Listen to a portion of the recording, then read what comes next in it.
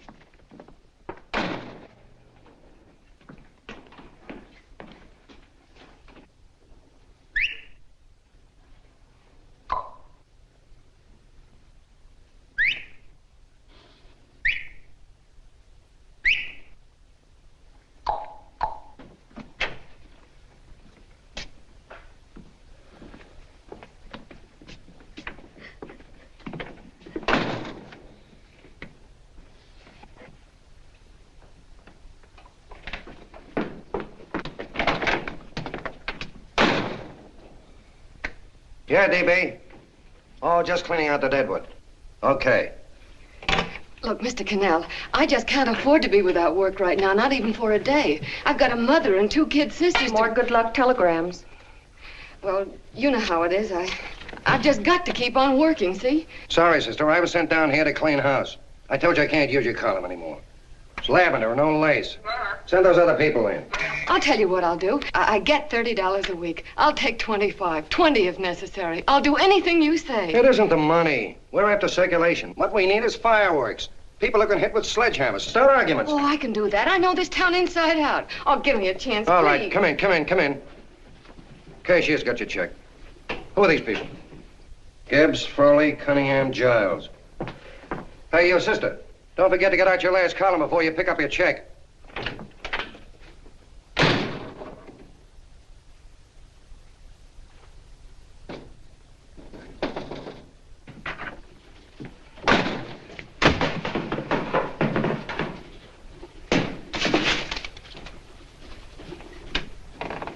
You're a couple of sticks shy in your column, man. Big rich slob like D.B. Norton buys a paper and 40 heads are chopped off. Did you get it, too? Yeah. You too? Oh, Joe. Oh, I'm sorry, darling. Why don't we tear the building down? Before you do, Ann, perhaps you'd better finish this column. Yeah, lavender and old lace. Wait, Joe. Wait. Wants fireworks, huh? Okay.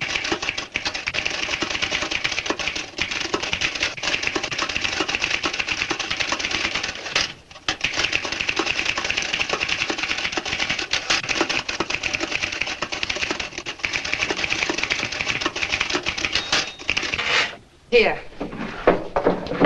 Below is a letter which reached my desk this morning. It's a commentary on what we laughingly call a civilized world. Dear Miss Mitchell, 4 years ago, I was fired out of my job. Since then, I haven't been able to get another one. At first, I was sore at the state administration because it's on account of the slimy politics here we have all this unemployment. But in looking around, it seems the whole world's going to pot. So in protest, I'm going to commit suicide by jumping off the City Hall roof. Signed, a disgusted American citizen, John Doe. Editor's note, if you ask this column, the wrong people are jumping off the roofs. Hey, Ann, this is the old Fakeroo, isn't it? Never mind that, Joe. Go ahead. Sorry,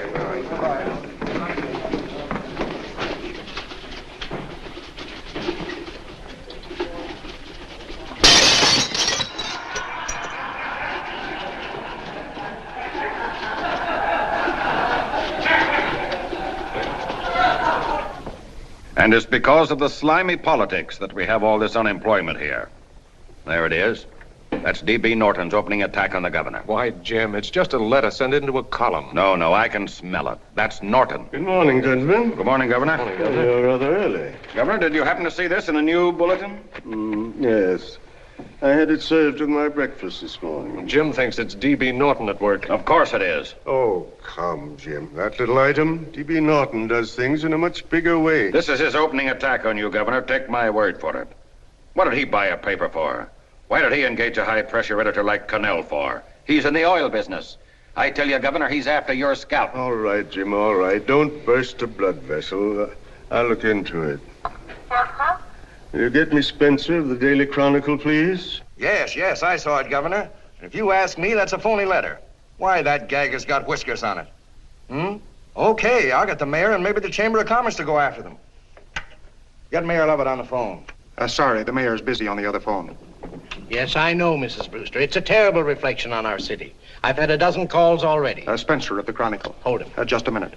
Yes, Mrs. Brewster. I'm listening. I insist that this John Doe man be found and given a job at once. Now, if something isn't done about it, I'll call out the whole auxiliary. Yes, and the junior auxiliary, too.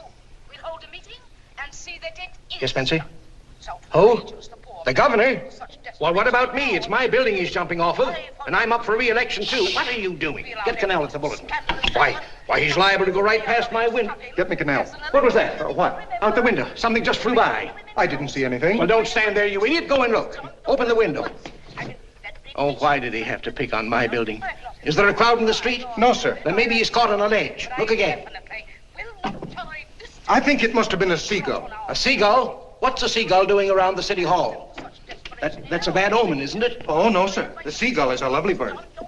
It's all right, Mrs. Brewster. It was just a seagull. Can I help? Nothing's happened yet. No, I'm watching. Don't worry, Mrs. Brewster. Just leave it all to me. Spencer, I'll call you back. Hello, Cannell? What are you doing? This is the mayor. Yes, Mayor Lovett. How many times are you going to call me? I've got everybody and his brother and sister out looking for him. Did you see the box I'm running?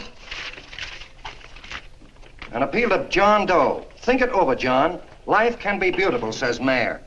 If you need a job, apply to the editor of this paper and so forth and so forth. Okay, Mayor, I'll let you know as soon as I have something. What? Well, pull down the blinds. Went up to Miss Mitchell's house, boss. Boy, she's in a bad way. Where is she? Hey, do you know something? She supports a mother and 2 kids. What do you know about that? Did you find her? No. Her mother's awful worried about her. When she left the house, she said she was going on a roaring drunk. The girl, I mean. Go out and find her. Sure. Hey, but the biggest thing I didn't tell you, her old man's Doc Mitchell. You know the doctor saved my mother's life and wouldn't take any money for it? You remember that. Okay, boss, I'll go and look for her.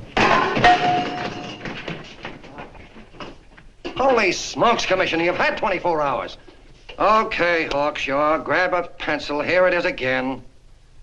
About 5'5", brown eyes, light chestnut hair, and as fine a pair of legs as ever walked into this office. Did you want to see me? No. I've had the whole Army and Navy out searching for you because that's a game we play here every day. I remember distinctly being fired. That's right. But you have a piece of property that still belongs to this newspaper, and I'd like to have it. What's that? The letter. What letter? The letter from John Doe. Oh. The whole town's in an uproar. We've got to find him, and the letter's the only clue. There is no letter. We'll get a handwriting expert to... What? There is no letter. Say that again. There's no letter. I made it up. You made it up. Mm-hmm. You said you wanted fireworks. Don't you know there are 9 jobs waiting for this guy? 22 families want to board him free. 5 women want to marry him, and the mayor's practically ready to adopt him, and you... Just call the morgue, boss. You said there's a girl there. Shut up. Ann! Say, why didn't you... Beanie. Only one thing to do, Hank. Drop the whole business quickly. How? Run a story. Say John Doe was in here and is sorry he wrote the letter and... That's right. They've got it, sure. He came in here and I made him change his mind. Bulletin editor saves John Doe's life. Why, it's perfect. I'll have Ned write it up. Oh, Ned, I got a story I want you to... Wait a minute. Listen, you great, big, wonderful genius of a newspaper man. You came down here to shoot some life into this dying paper, didn't you? Well, the whole town's curious about John Doe, and boom, just like that, you're going to bury him. There's enough circulation in that man to start a shortage in the ink market. In what man? John Doe. What John Doe? John Doe, the one I made up. Look, genius, now look. Suppose there was a John Doe and he walked into this office. What would you do? Find him a job and forget about the whole business, I suppose, huh? Not me. I'd make a deal with him. A deal? Sure, when you get hold of a stunt that sells papers, you don't drop it like a hot potato. Well, this is good for at least a couple of months. You know what I'd do? Between now and, let's say, Christmas when he's going to jump, I'd run a daily on. Starting with his boyhood, his schooling, his first job. A wide-eyed youngster facing a chaotic world. The problem of the average man, of all the John Does in the world. Now, then comes the drama. He meets discouragement. He finds the world his feet of clay. His ideals crumble. So what does he do? He decides to commit suicide and protest against the state of civilization. He thinks of the river, but no, he has a better idea. The city hall. Why? Because he wants to attract attention. He wants to get a few things off his chest, and that's the only way he can get himself heard. So? So he writes me a letter, and I dig him up. He pours out his soul to me. And from now on, we quote, I protest by John Doe. He protests against all the evils in the world. The greed, the lust, the hate, the fear, all of man's inhumanity to man. Arguments will start. Should he commit suicide or should he not? People will write in pleading with him, but no, sir, John Doe will remain adamant. On Christmas Eve, hot or cold, he goes. See? Very pretty. Very pretty indeed, Miss Mitchell. But would you mind telling me who goes on Christmas Eve? John Doe. What John Doe? The one we hire for the job, you lunkhead. Wait a minute. Let me get this through this lame brain of mine. Are you suggesting we go out and hire someone to say he's going to commit suicide on Christmas Eve? Is that it? Well, you're catching on. Who, for instance? Anybody. Beanie'll do. Why, sure. Who, me? Jump off a... Oh, no, any time at Christmas. I'm superstitious.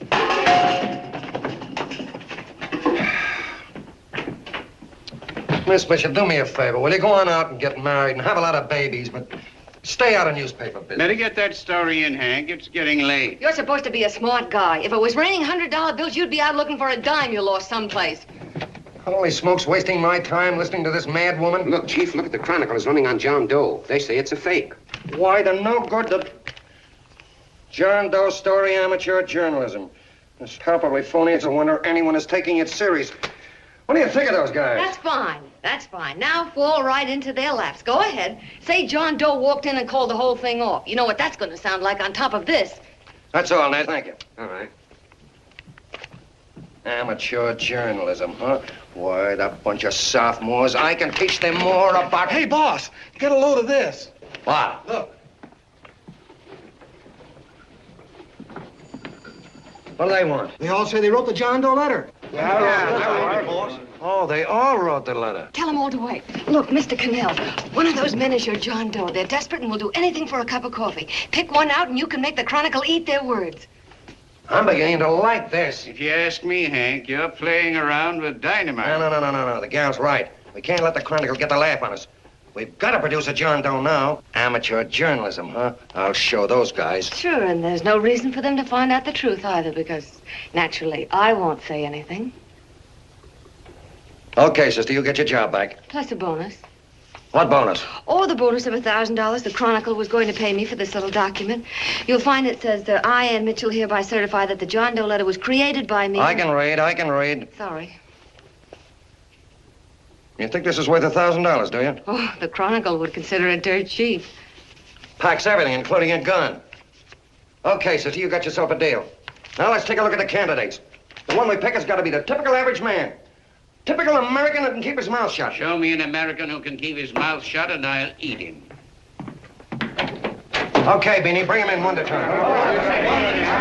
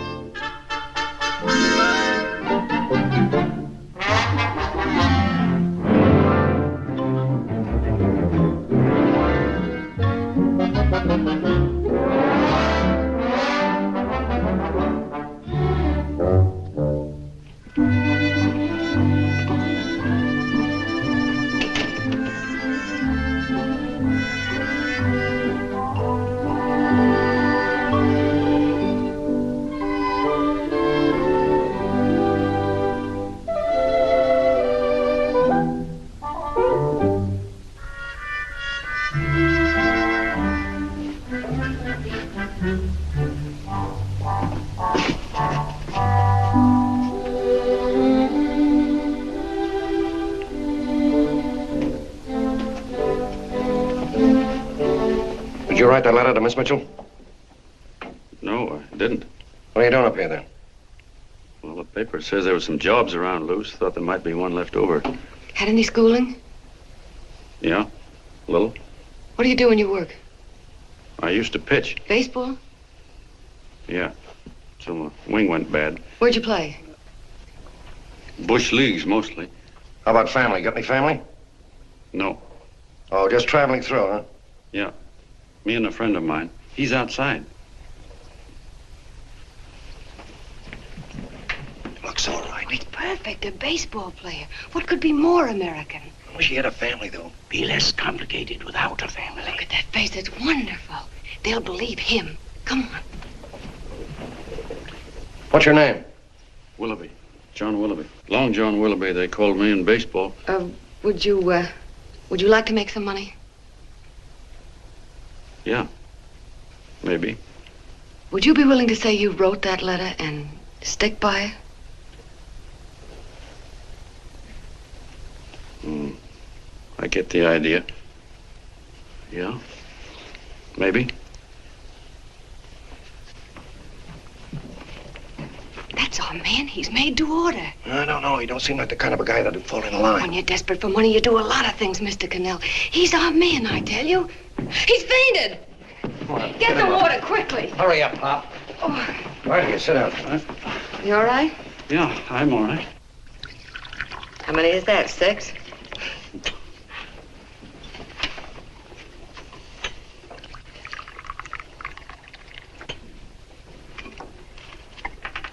Pretty hungry, weren't you? All this John Doe business is batty, if you ask me. Well, nobody asked you. Trying to improve the world by jumping off buildings. You couldn't improve the world if the buildings jumped on you. Don't mind the colonel. He hates people. He likes you well enough to stick around. Well, that's because we both play doohickeys. I met him in a boxcar a couple of years ago. I was fooling around with my harmonica, and he comes over and joins in. I haven't been able to shake him since.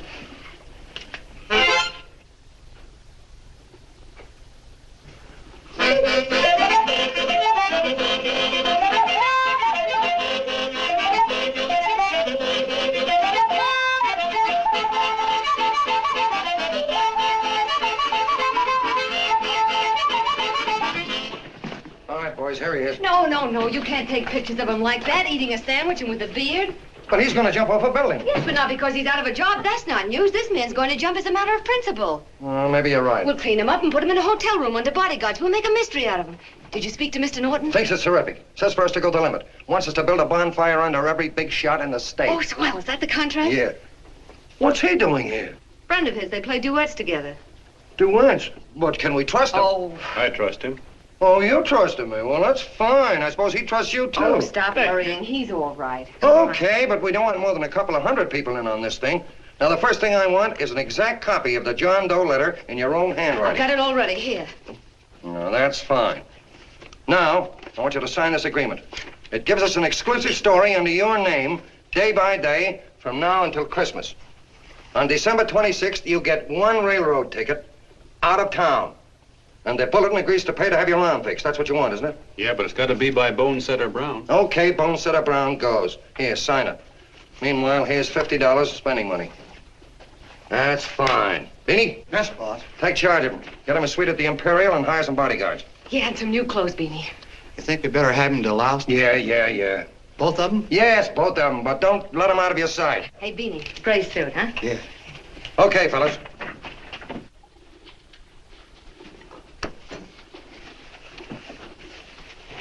Take it easy, John Doe. And you start pounding that typewriter. Oh, boy, this is terrific. No responsibilities on our part, just statements from John Doe, and we can blast our heads off. Before you pop too many buttons, don't forget to make out that check for $1,000. Okay, fellas, now, let me see. You sit outside the door. Nobody comes in, see? You two fellas sit in here. Hey, pretty nifty, huh? You ain't gonna get me to stay here. Sure you are. No, sir. That spot under the bridge where we slept last night's good enough for me. Say, what'll I do with this baggage? Let's stick him in the bedroom. Give me mine. I ain't staying. You know, we were headed for the Columbia River country before all this John Doe business came up. You remember that, don't you? Sure, I remember. Say, did your ears pop coming up in the elevator? Mine did. All along, John. I tell you, it's no good. You're gonna get used to a lot of stuff that's gonna wreck you. Why, that $50 in your pocket's beginning to show up on you already. And don't pull that on me, neither. Stop worrying, Colonel. I'm going to get my arm fixed out of this. Hey, here's some cigars the boss sent us. Have one. Hey, Help cigar. yourself. No.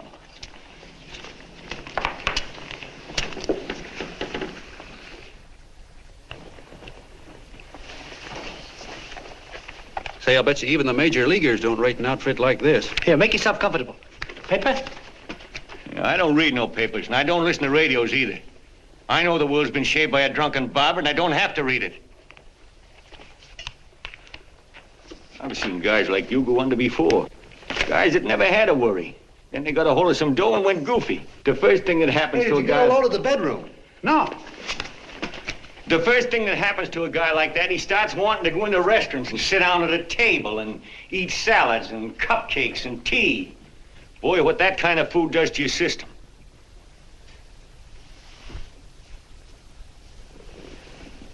The next thing the dope wants is a room.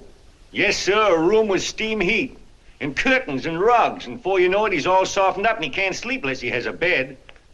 Hey, stop worrying, Colonel. $50 ain't gonna ruin me. I've seen plenty of fellas start out with $50 and wind up with a bank account. Hey, what's the matter with the bank account anyway? And let me tell you, Long John, when you become a guy with a bank account, they got you. Yes, sir, they got you. Who's got him? The helots. Who? Hey, there's the City Hall tower I was supposed to jump off of. It's even higher than this. Who's got him? The helots. Woo! Hey, wait a minute. You're not supposed to jump on Christmas Eve. Do you want to get me in a jam? If it's going to get you in the jam, we'll do you a favor. I won't jump. And when they got you, you got no more chance than a road rabbit. Hey, who'd you say was going to get him? Say, is this one of those places where you ring if you want something? Yeah, just use the phone. Boy, I've always wanted to do this. Hey, Doc, look. Look, Doc. Give me that again, will you? Who's going to get him? The helots. Who are they? Listen, Sucky, you ever been broke? Sure, mostly often. All right. You're walking along. Not a nickel in your jeans. You're free as the wind. Nobody bothers you. Hundreds of people pass you by in every line of business. Shoes, hats, automobiles, radios, furniture, everything. And they're all nice, lovable people. And they let you alone. Is that right? Then you get a hold of some dough, and what happens? All those nice, sweet, lovable people become helots. A lot of heels. They begin creeping up on you, trying to sell you something. They get long claws, and they get a stranglehold on you. And you squirm, and you duck, and you holler, and you try to push them away, but you haven't got a chance. They got you. First thing you know, you own things. A car, for instance. Now your whole life is messed up with a lot more stuff. You get license fees, and number plates, and gas, and oil, and taxes, and insurance, and identification cards, and letters, and bills, and flat tires, and dents, and traffic tickets, and motorcycle cops, and courtrooms, and lawyers, and fines, and 1,000,001 other things. And what happens? You're not the free and happy guy you used to be. You gotta have money to pay for all those things. So you go after what the other fellas got. And there you are. You're a helot yourself.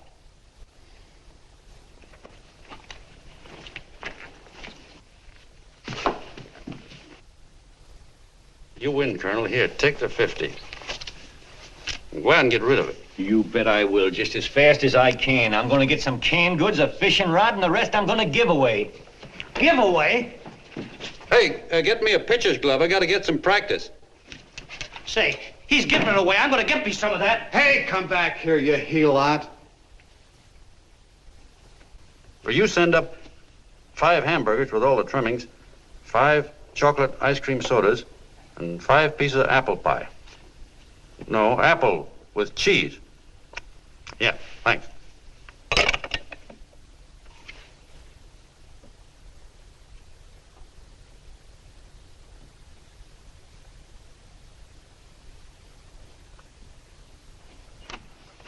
Hello there. Well, well. If it isn't the man about town. All set, Miss Anne. Hmm? Oh, yes. Let's go. Let's see, we want some action in these pictures. Action? Mm-hmm. That's good. No. This man's going to jump off a roof. Oh. Here, wait a minute. Let me comb your hair. Sit down. There, that's better.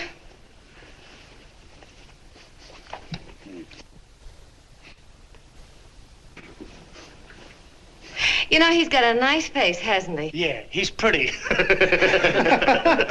Here, sit down. Quiet, egghead. All right, now a serious expression. Can't. I'm feeling too good. Oh, come on now. This is serious. You're a man disgusted with all of civilization. With all of it? Yes, you're sore at the world. Come on now. Oh, crabby guy, huh? Yeah. No.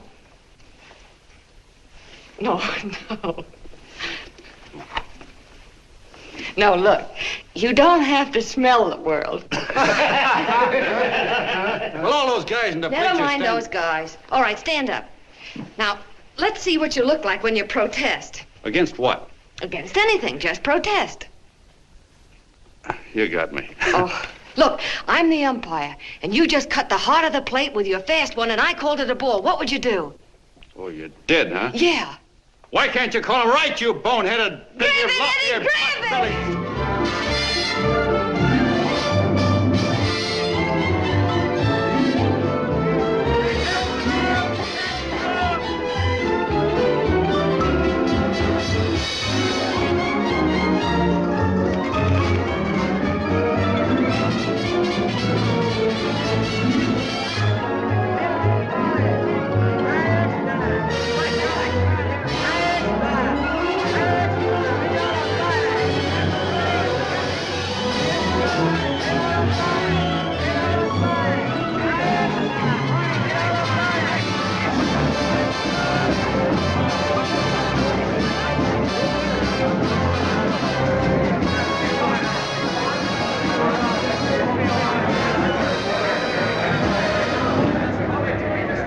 I don't care whose picture they're publishing.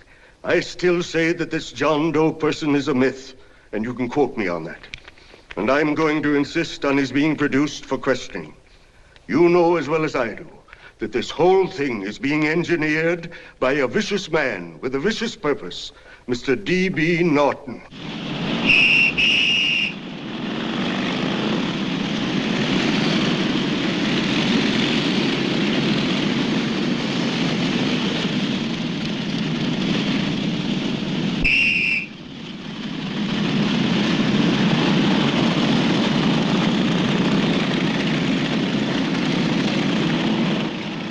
And Miss Mitchell are at the house, sir. Oh, they are? All right, come on. Personally, I think it's just plain stupidity to drop it now. You should see his fan mail, thousands. Why, it's going over like a house afire. What are you afraid of, Canal? It's doubled our circulation. Yeah, but it's got everybody sore. Ads are being pulled. The governor's starting a libel suit. What's more, they all know John Doe's a phony, and they insist on seeing Well, what him. about it? Let them see him. We'll go on one better. They can also hear him. You own a radio station, Mr. Norton. Why not put him on the air? Watch out for this damn DB. She'll drive you batty. Oh, Look, what? we can't let him get to this Bush League pitcher and start pumping him. Good night. Now, tell him what that screwball might do. I walk in yesterday, here he is, standing on a table with a fishing pole, fly casting. Take my advice and get him out of town before this thing explodes in our faces. If you do, Mr. Norton, you're just as much of a dumb cluck as he is. Excuse me. No, you got yourself a meal ticket and you hate to Sure, let it's go. a meal ticket for me, I admit it, but it's also a windfall for somebody like Mr. Norton who's trying to crash national politics. That's what you bought the newspaper for, isn't it? You want to reach a lot of people, don't you? Well, put John Doe in the air and you can reach 130 million of them. He can say anything he wants and they'll listen to him. All right, we'll forget the governor and the mayor and all the small fry like that. This can arouse national interest. If he made a hit around here, he can do it every place else in the country. And you'll be pulling the strings, Mr. Norton. Go down to the office and arrange for some radio time. What, DB, you're not I going want to it fall... as soon as possible. Okay, I just came in to get warm myself. Come on, let's go. Don't you go. I want to talk to you.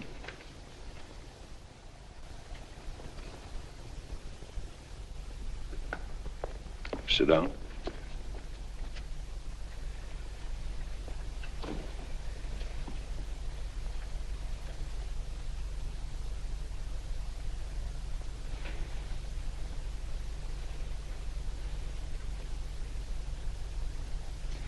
Hey, this John Doe idea was yours, huh?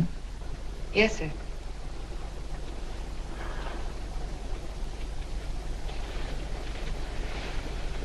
How much money do you get? $30. $30.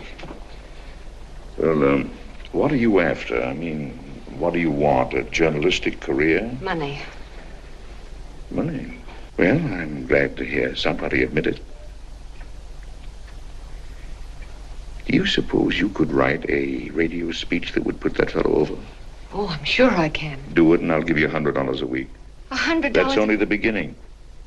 You play your cards right, and you'll never have to worry about money again. Oh, I knew it. Hello. Hello. Whenever there's a pretty woman around. This is my nephew, Ted Sheldon, Miss Mitchell. How do you do? How do you do? All right, Casanova, I'll give you a break. See that Miss Mitchell gets a car to take her home. Always reading my mind, aren't you? Thank you very much for everything. And Miss Mitchell, I think from now on you'd better work directly with me. Yes, sir.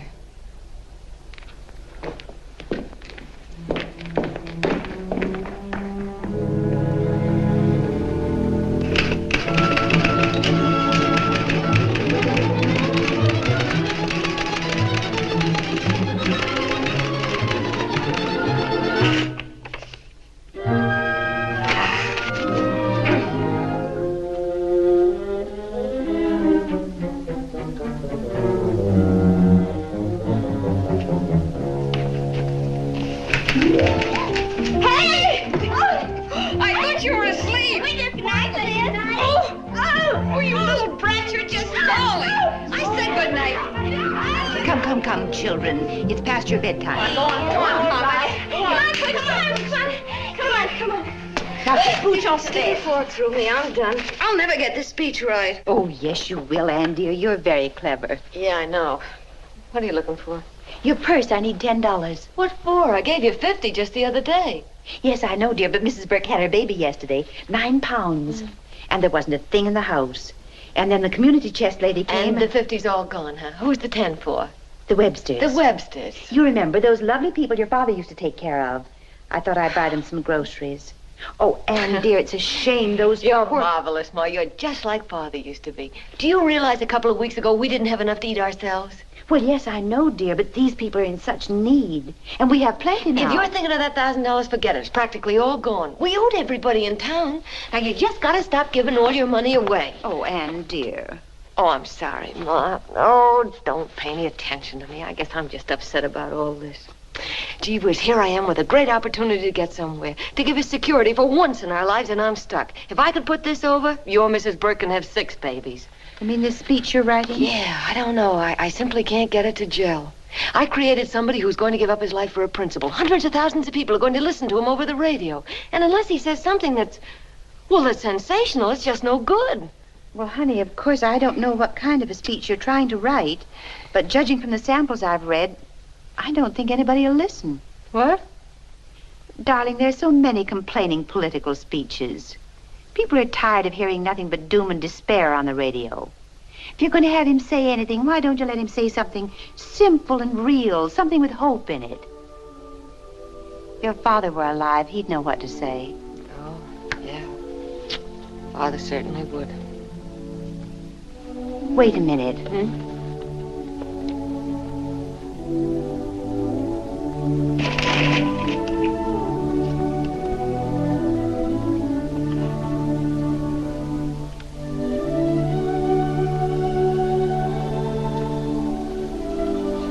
That's your father's diary, Anne. Father's... I never knew he had a diary. There's enough in it for 100 speeches. Things people ought to hear nowadays. You'll be careful of it, won't you, dear? It's always helped to keep your father alive for me. You bet I will, Ma. Wait a minute. John Doe don't want to sign no autographs. Well, what does he do all day? What does he do all day? He's writing out his memories. Sorry, lady, you can't see Mr. Doe. He wants to be alone. No, he just sits around all day and commutes with himself.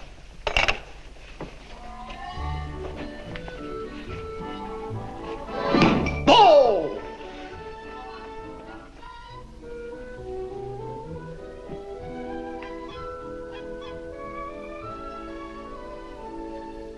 I don't know how you're going to stand it around here till after Christmas. I'll bet you ain't heard a train whistle in 2 weeks.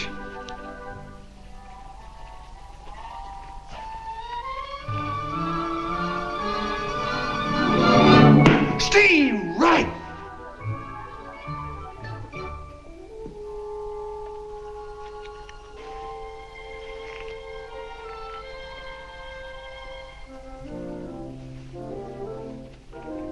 I know why you're hanging around.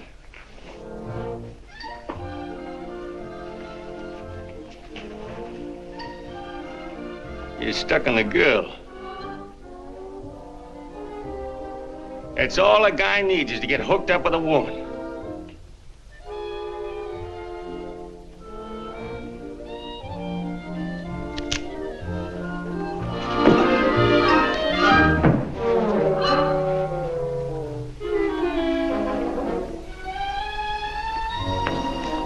What was that, a single?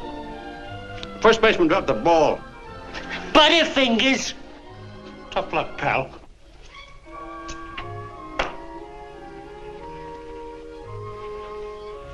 Guy has a woman on his hands. First thing he knows, his life is balled up with a lot more things. Furniture and...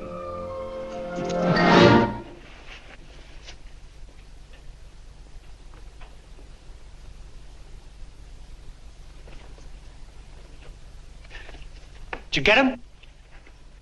You're out. Swell. What's this, the end of the 8th? 9th.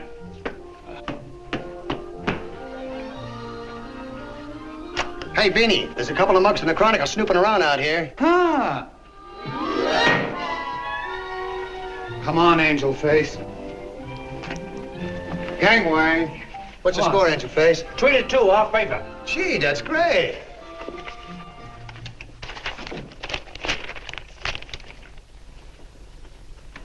Hey, you got swell form there. Must have been a pretty good pitcher. Pretty good. Say, I was just about ready for the major leagues when I chipped a bone in my elbow. I got it pitching a 19-inning game. 19? Yeah. There was a major league scout there watching me, too. And he came down after a game of the contract. You know what? I couldn't lift my arm to sign it. I'll be okay, though, as soon as I get it fixed up. It's too bad. What do you mean, too bad? Huh? Oh, that you'll never be able to play again. What are you talking about? I just told you I was going to get Well, you know how they are in baseball if a guy's mixed up in a racket. Racket? What do you mean? Well, I was just thinking about this John Doe business. Why, as soon as it comes out it's all a fake, you'll be washed up in baseball, won't you? Yeah. Pretty doggone. I never thought about that.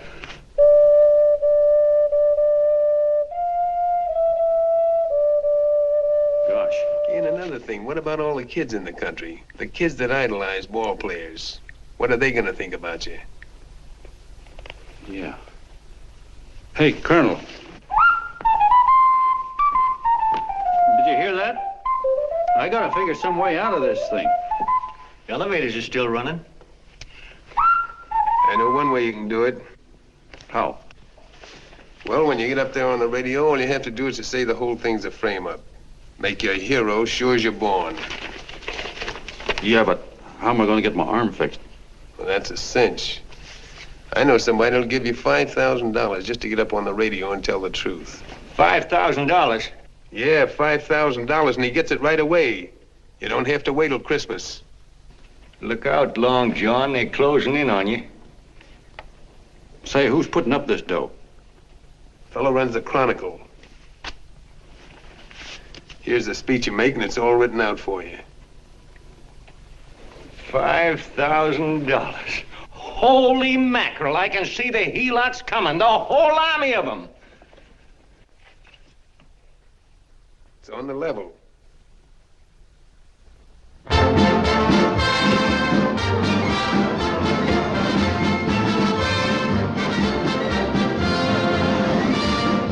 No, I'm sorry. Tickets for the broadcast are all gone.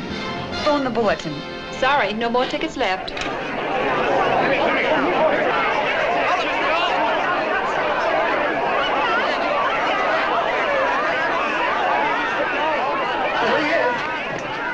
Hello, John. All set for the big night? Swell. Turn around. One moment. Now stand still. Hold it, Mr. Doe. Hold it. Big smile, Mr. Doe. That's right. Okay, Jeannie, that's All right, all. Take him stand out. here. Come on, Oh, let's yeah. Now, look, John, here's the speech. It's in caps and double spaced. You won't have any trouble reading it. Not nervous, are you? No. Of course not. He wouldn't be. Who? John Doe, the one in there. Hey, don't let your knees rattle. It picks up on the mic. Oh, Beanie, you needn't be nervous, John. All you have to remember is to be sincere. Pick up that phone, Miss Mitchell. It's for you. Okay. Hello? Yes, Mother. Oh, thank you, darling. Oh, there he is, the poor dear man. Oh, good luck to you, Mr. Doe. We want you to know that we're all for you. The girls all decided that you're not to jump off any roof at all. Oh, we'll stop it. You got the speech I gave you? Yeah. Now, look. I'll give this money to the colonel just as soon as you get started. We'll have a car waiting at the side entrance for you. Okay. How'd you get in here? Huh? Oh, I just came in to wish him Come luck. on, out. Mother says good luck, too. John, when you read that speech, please believe every word of it. He's turned out to be a wonderful person, John. Who? John Doe, the one in the speech. Oh. You know something? I've actually fallen in love with him. All right, there he is, sister. Now, come on, plenty of both. What's the idea? No, that's too much. That's not so much. Come on. That's it. Oh, this is no time for cheap publicity, Mr. Cannell. Listen, if that guy lays an egg, I want to get something out of it. I'm getting a Jane Doe ready. Oh, come on. Here. Will you, fellas? Here you Give me a are. All right, chance. that's I enough. have to raise just one more. Well, that's fine, honey. You go ahead. After you've been doing. You've done everything, honey. Go ahead. How you doing? Oh. All right, Benny, bring him in. Holy smoke, a half a helot. There you are, boss, just like you ordered. Symbols of little people. Okay, get him up. All right, young fella. This is ridiculous, Mr. Cannell. Come on, give me a chance. The man's on the air. Come on, shut up. Oh, fellas, I suppose you can have all the pictures you want after. No, come on, ask. You can have a... Come on, that's right. Afterwards, you can get all the pictures you want. Thank you very much. Come on, will you? Afterwards, that's right. Come on, Snooks, you better bail out. Okay, goodbye, Mr. Doe. Beanie. All right. Better get ready. 1 minute to go. Wow, 1 minute to go and the score is nothing to nothing. Now, please, John, you won't let me down, will you? Will you? Of course you won't. If you'll just think of yourself as the real John Doe.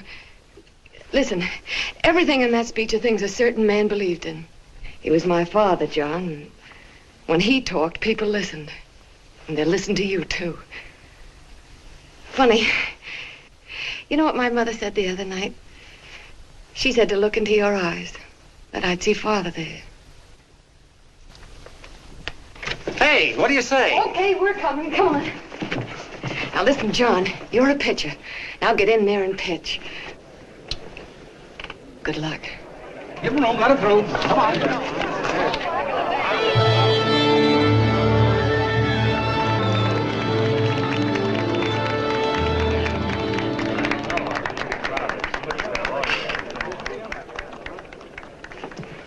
Hey, let's get out of here. There's the door right there. Hey, what are you doing here? That's what I'd like to know. Come on, out. Hey, he's a friend of mine. Never mind, let him alone. He's all right. I'll be right over there pulling for you. No, John, over here.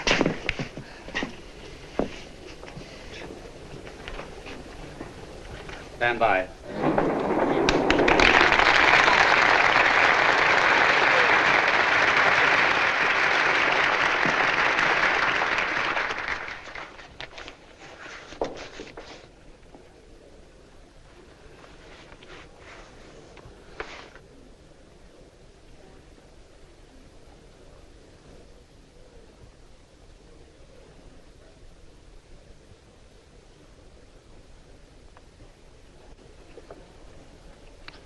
Phone the Chronicle. Tell them to start getting those extras out.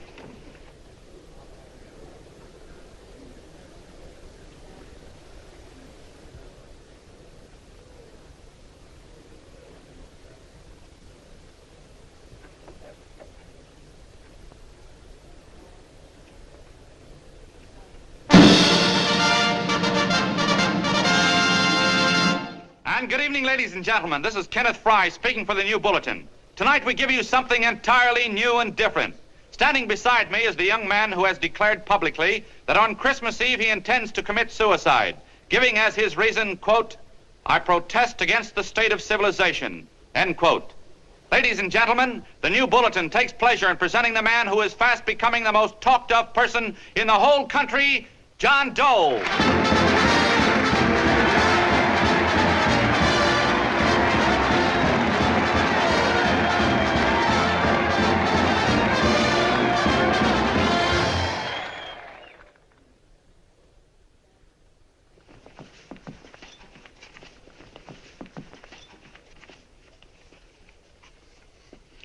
Ladies and gentlemen,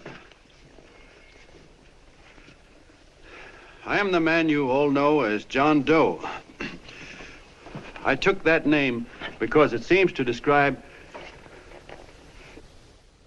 the average man. And that's me. And that's me. Well, it was me before I said I was going to jump off the city hall roof at midnight on Christmas Eve. Now I guess I'm not average anymore. Now I'm getting all sorts of attention. From big shots, too. We've been double-crossed. The mayor and the governor, for instance. They don't like those articles I've been writing. You're an imposter, young fellow.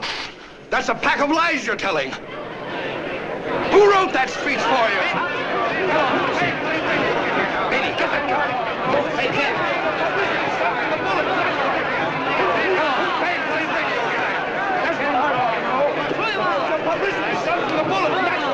Spencer. Ladies and gentlemen, the disturbance you just heard was caused by someone in the audience who tried to heckle Mr. Doe. The speech will continue.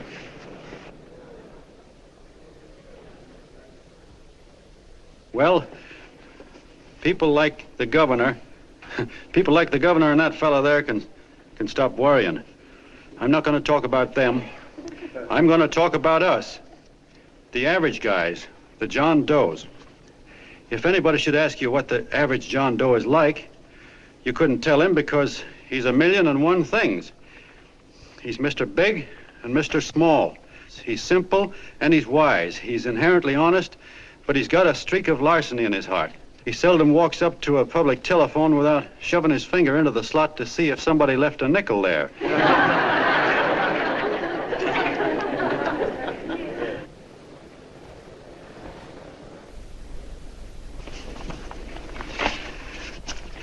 He's the man the ads are written for. He's the feller everybody sells things to. He's Joe Dokes, the world's greatest stooge and the world's greatest strength.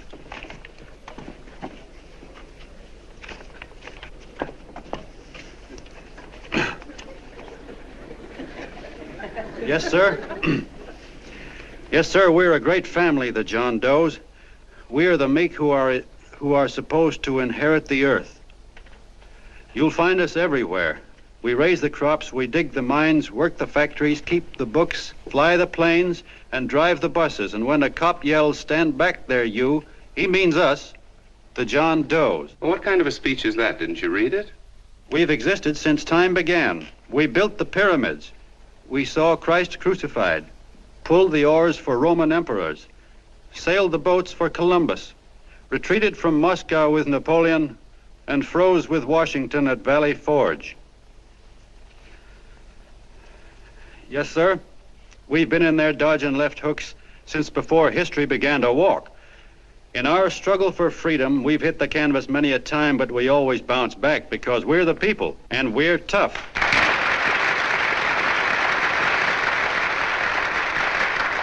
They've started a lot of talk about free people going soft, that we can't take it. That's a lot of hooey.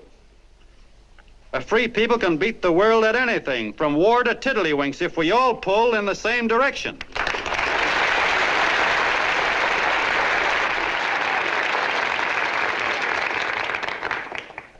I know a lot of you are saying, "What can I do?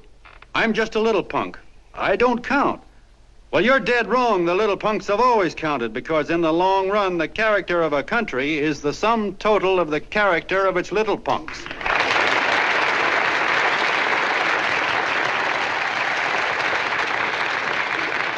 But we've all got to get in there and pitch. We can't win the old ball game unless we have teamwork. And that's where every John Doe comes in. It's up to him to get together with his teammate. And your teammate, my friends, is the guy next door to you. Your neighbor. He's a terribly important guy, that guy next door. You're going to need him, and he's going to need you, so look him up. If he's sick, call on him. If he's hungry, feed him. If he's out of a job, find him one. To most of you, your neighbor is a stranger, a guy with a barking dog and a high fence around him. Now, you can't be a stranger to any guy that's on your own team. So tear down the fence that separates you. Tear down the fence, and you'll tear down a lot of hates and prejudices. Tear down all the fences in the country, and you'll really have teamwork.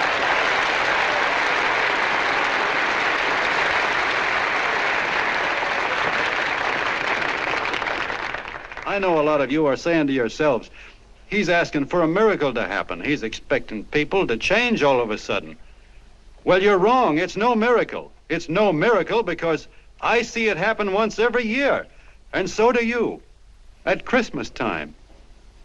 There's something swell about the spirit of Christmas, to see what it does to people, all kinds of people. Now, why can't that spirit, that same warm Christmas spirit, last the whole year round?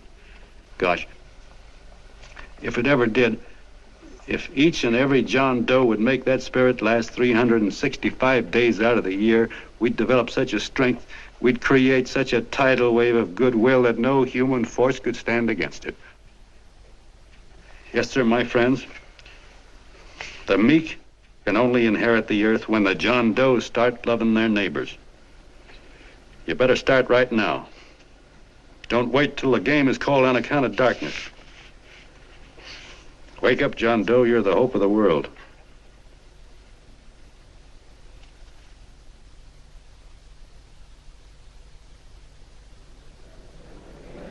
John, you were wonderful.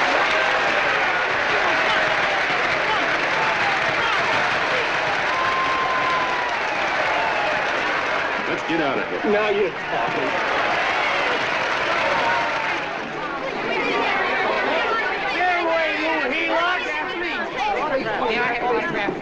Please, hey!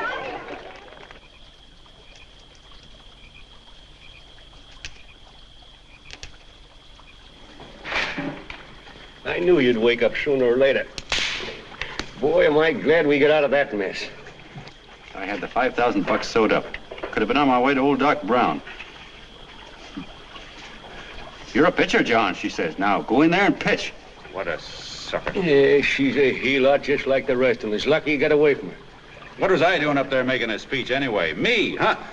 Geez, the more I think about it, the more I could... Tear down all the fences. Why, if you tore one picket off of your neighbor's fence, he'd sue you.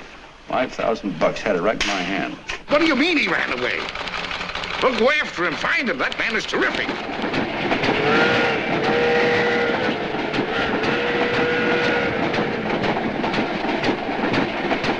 Columbia River, here we come.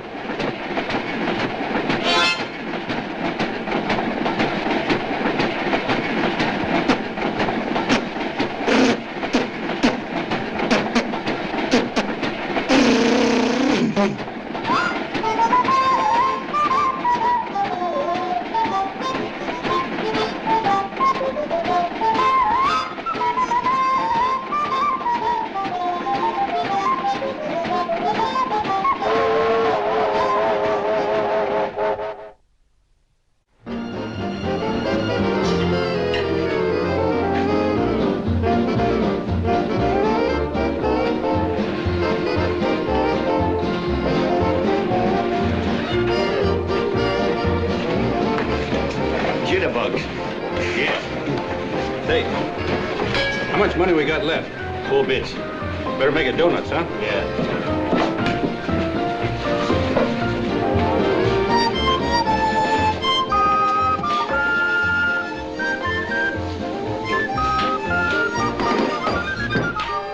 What'll it be, gents? Have you got a couple of steaks about that big and about that thick? Yeah, with hash brown potatoes and tomatoes and apple pie and ice cream and coffee. And donuts, I know. Hey, Ma! Seekers, a pair. Fingers a pair coming up. Glad he took the tea out of that.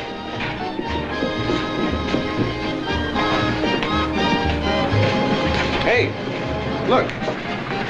Join the John Doe Club. John Doe Club.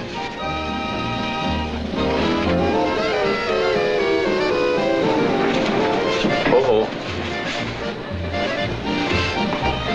You John Doe? Who? John Doe. Why you need glasses, buddy? Oh, but it's a spitting image of John Doe. Yeah, but his name is Willoughby. I'm John Willoughby. I'm a baseball player. Sure. Oh, no, I'd know that voice anyway. You can't kid me. You John Doe. Hey, Ma! Ma! That's John Doe. John Doe. Yeah, sitting right there, big as life. Who'd you say it was? John Doe, the big guy there. I know. Pictures in the paper. That's John Guy. John Doe. John Doe. Sitting right there, John Doe. Hey, operator. Dan's Beanery. Look, call everybody in town. John Doe was just in my place. Yeah, he ordered donuts.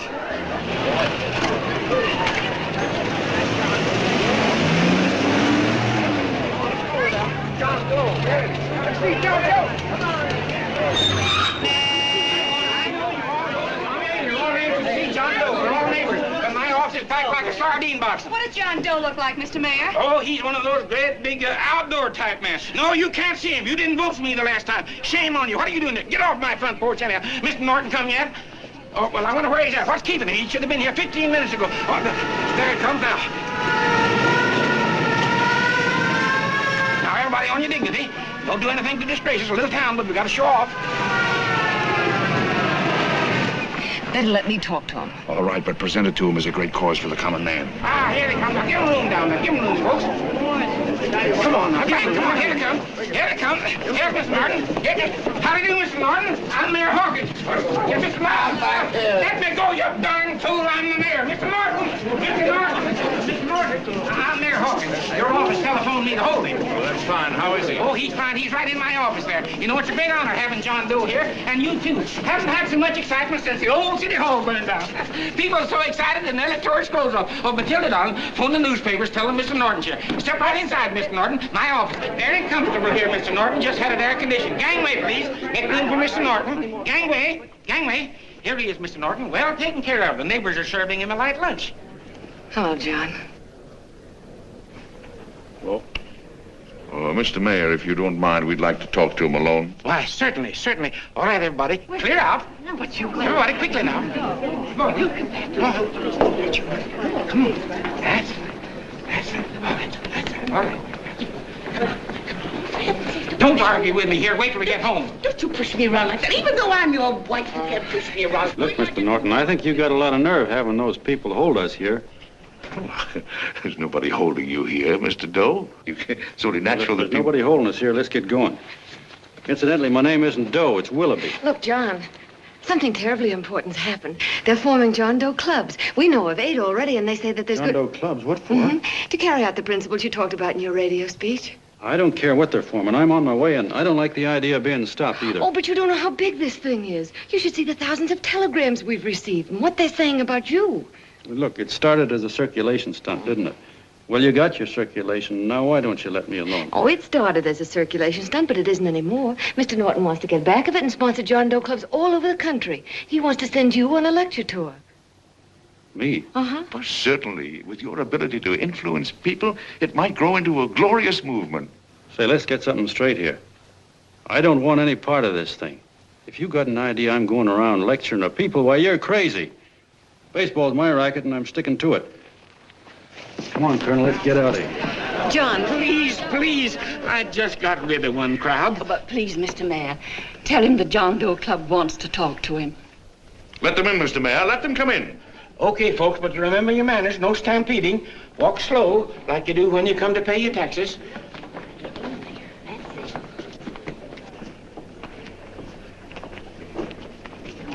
Okay. All right, give me a chance. Come right in. My name's Bert Hansen, Mr. Doe. I'm the head soda jerker at Schwabacker's drugstore. Well, sir, you see, me and my wife, we heard your broadcast, and we got quite a bang out of it. Especially my wife. Kept me up half the night saying, that man's right, honey. The trouble with the world is nobody gives a hoot about his neighbor. That's why everybody in town's sore and cranky at each other. And I kept saying, well, that's fine, but how's a guy gonna go around loving the kind of neighbors we got? Old Sourpuss, for instance. You see, Sourpuss Smithers is a guy lives all alone next door to us. He's a cranky old man that runs a second-hand furniture store. We haven't spoken to him for years. I always figured he was an ornery old gent that hated the world because he was always slamming his garage door and playing the radio so loud he kept half the neighbors up. Well, anyway, the next morning I'm out watering the lawn and I look over and there's Sourpuss on the other side of the hedge straightening out a dent in his fender. And my wife yells to me out the window. She says, go on, speak to him, Bert. And I figured, well, heck, I can't lose anything, so I yelled over to him, good morning, Mr. Smithers. He went right on pounding his fender. Was I burned? So I turned around to give my wife a dirty look, and she said, louder, louder, he didn't hear you. So in a voice you could have heard in the next county, I yelled, good morning, Mr. Smithers. Well, sir, you could have knocked me over with a feather. Old Sourpuss turned around, surprised-like, and he put on a big smile, came over and took my hand like an old lodge brother, and he said, good morning, Hanson. I've been wanting to talk to you for years, only I thought you didn't like me. And then he started chatting away like a happy little kid, and he got so excited his eyes all... Well, Mr. Doe, before we got through, I found out Smithers is a swell egg, only he's pretty deaf, and that accounts for all the noises. And he says it's a shame how little we know about our neighbors. And then he got an idea. And he said, how's about inviting everybody someplace where we can all get together and know each other a little better? Well, I'm feeling so good by this time, I'm ripe for anything. So Smithers goes around the neighborhood inviting everybody to a meeting at the schoolhouse. And I tell everybody that comes in the store, including Mr. Schwabacker, my boss. I'm talking too much. Well, I'll be doggone if for 40 people don't show up. Of course, none of us knew what to do, but we sure got a kick out of seeing how glad everybody was just to say hello to one another. Tell him about making Sourpuss chairman. Oh, yeah, we made Sourpuss chairman and decided to call ourselves the John Doe Club. And say, incidentally, this is my wife. Come here, honey. This is my wife, Mr. Doe. How do you do, Mr. Doe? Sourpuss is here, too. Oh, is he? This is Sourpuss, or excuse me, Mr. Smithers, Mr. Doe. That's all right. If you didn't call me Sourpuss, it wouldn't feel natural. Well, anyway, I guess nearly everybody in the neighborhood came except the Delaney's. The Delaney's live in a big house with an iron fence around it, and they always keep their blinds drawn. And we always figured that he was just an old miser that sat back counting his money, so why bother about inviting him? Until Grimes, the milkman, spoke up and he said, say, you've got the Delaney's all wrong. And then he tells us about how they canceled their milk last week. And how when he found a note in the bottle, he got kind of curious-like, and he sort of peeked in under the blinds and found the house was empty. If you ask me, he says, they're starving. Old man Delaney has been bringing his furniture over to my place at night, one piece at a time, and selling it. Yeah. And, well, sir, a half dozen of us ran over there to fetch him, and we brought him to the meeting. And what a reception they got. Why, everybody shook hands with him and made a fuss over him, and...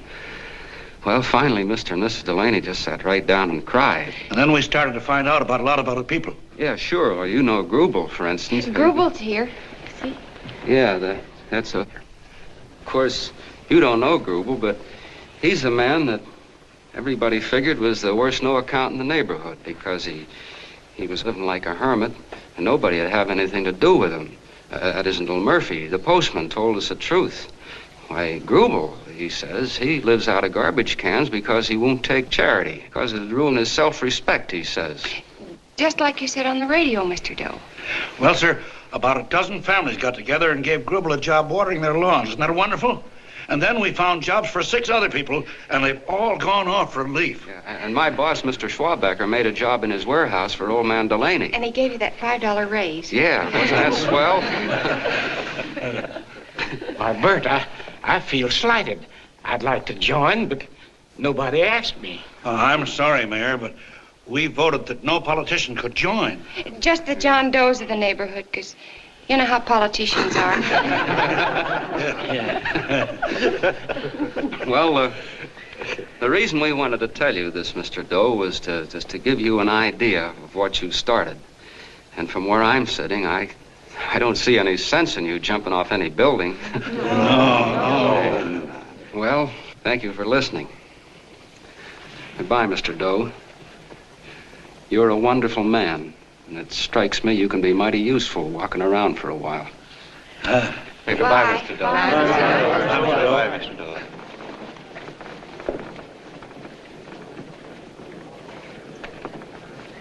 I'm Mrs. Delaney, Mr. Doe. And God bless you, my boy.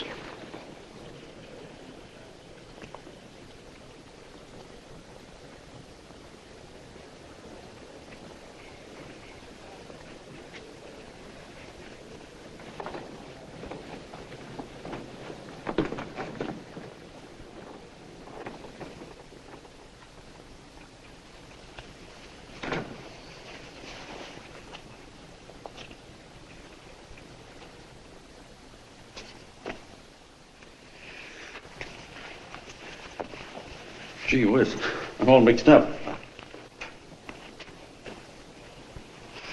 I don't get it.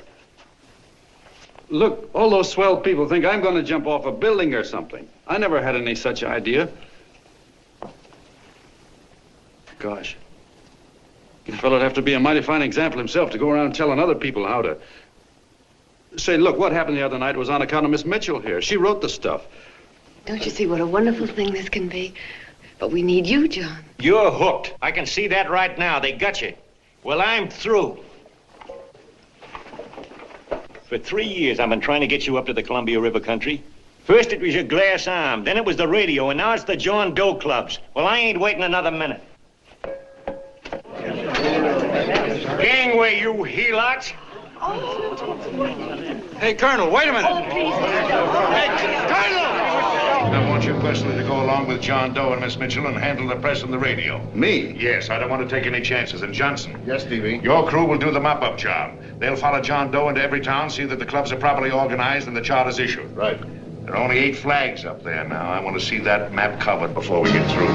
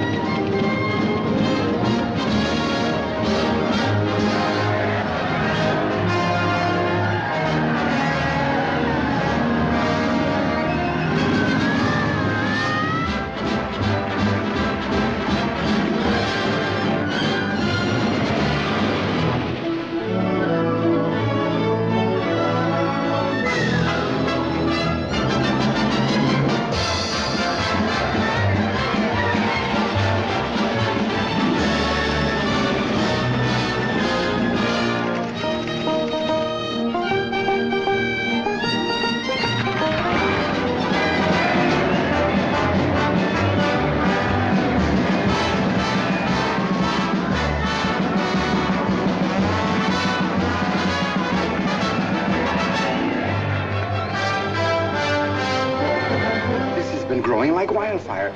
If they made demands, I'd understand it. But the John Does ask for nothing. People are going off relief. If this keeps up, I'll be out of a job. As soon as it gets strong enough, we'll find out what John Doe wants. 30 every Thursday, 60 at 60. Who knows what? I'm sorry, boss. They just won't let anybody talk politics to them. It's crazy. We've got to get to them. They represent millions of voters.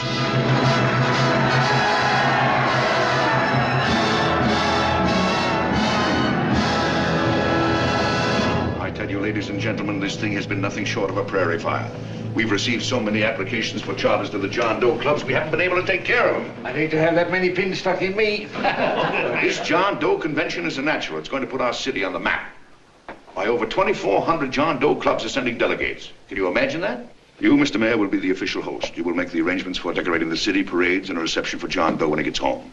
And don't wear your high hat. No high hat? No high hat. And from you, Cannell, I want a special John Doe edition every day until the convention is over. And now, if you will, please step into the outer office and look your prettiest because there are photographers there to take pictures of this committee. Don't worry, D.B. Everything will be taken care of. Isn't it all too wonderful? Gather down here in a nice group and I'll get a nice picture of you. Oh, Mr. Mayor, would you step down in front row, please? You ladies get close to him. That's it. Well, I don't get it. Get what? Look, DB, I'm supposed to know my way around. This John Doe movement has cost you a fortune. Now, this convention is going to cost plenty. Well? Well, I'm stuck with 2 and 2, and I'm a sucker if I can make 4 out of it. Where do you come in? You'll have the satisfaction of knowing that my money has been spent for a worthy cause. I see. I better stick to running the paper, huh? I think maybe you better had. And Cannell, I'd like to have the John Doe contract, all the receipts for the money we advanced him with the letter Miss Mitchell wrote, for which I gave her $1,000. Yes, sure. Well, we leave for the airport. Half an hour. Is that Johnny boy's room? Better hustle him up. He'll be ready on time. He's packing now. Ah, good. Did you see his picture on the cover of Time? Yeah. I gotta give you credit, Annie girl. I've handled a good many big promotions in my time. Everything from a World's Fair to a channel swimmer. But this one has certainly got me spinning. And now a John Doe convention. Wow. Say, if you could only get him to jump off the City Hall roof on Christmas Eve, I'd guarantee you 500,000 people there. Charlie. Huh? What do you make of him? Oh, Johnny boy? Well, I don't know what angle you want, but I'll give it to you quick. Number 1, he's got great yokel appeal, but he's a nice guy. Number 2, he's beginning to believe he really wrote that original suicide letter that you made up. Number 3, he thinks that you're Joan of Arc or something. Yeah, I know. Number 4, well, you know what number 4 is. He's nuts about you. Yeah, it's running out of his ears. You left out number 5. We're all heels, me especially. Holy smoke. Come in.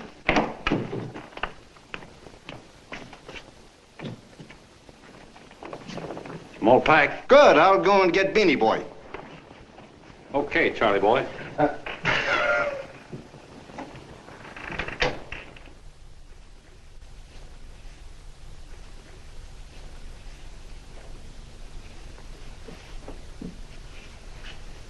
Can I help you pack? No, thank you.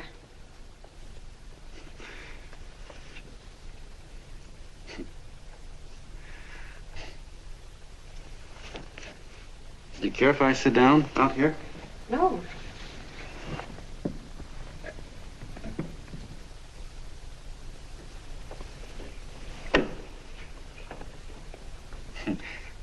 You know, I had a crazy dream last night. It was about you. About me? Yeah, sure was crazy. I dreamt I was your father.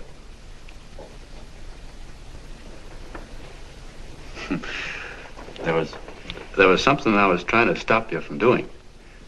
So I got up out of bed and I walked right through the wall here, right straight into your room. You know how dreams are. And there you were in bed. But you're a little girl, you know, about 10. And very pretty, too. So I shook you, and the moment you opened your eyes, you hopped out of bed and started running like the devil in your nightgown. You ran right out the window there, and you ran out over the tops of buildings and roofs and everything for miles. And I was chasing you. And all the time you were running, you kept growing bigger and bigger and bigger, and pretty soon you were as big as you are now, you know, grown up. And all the time I kept asking myself, what am I chasing her for? And I didn't know. Isn't that a hot one? Well, anyway, you ran into some place, and then I ran in after you, and when I got there you were getting married. And the nightgown had changed into a beautiful wedding gown. You sure look pretty, too. And then I knew what it was I was trying to stop you from doing. Dreams are sure crazy, aren't they? Well, would you like to know who it was you were marrying? Oh, a tall, handsome Ubangi, I suppose. No, not that bad. It was that fellow that sends you flowers every day. What's his name? Mr. Norton's nephew? Ted Sheldon. Yeah, that's the one. But here's the funniest part of it all. I was the fella up there doing the marrying, you know, the justice of peace or something. You were? I thought you were chasing me.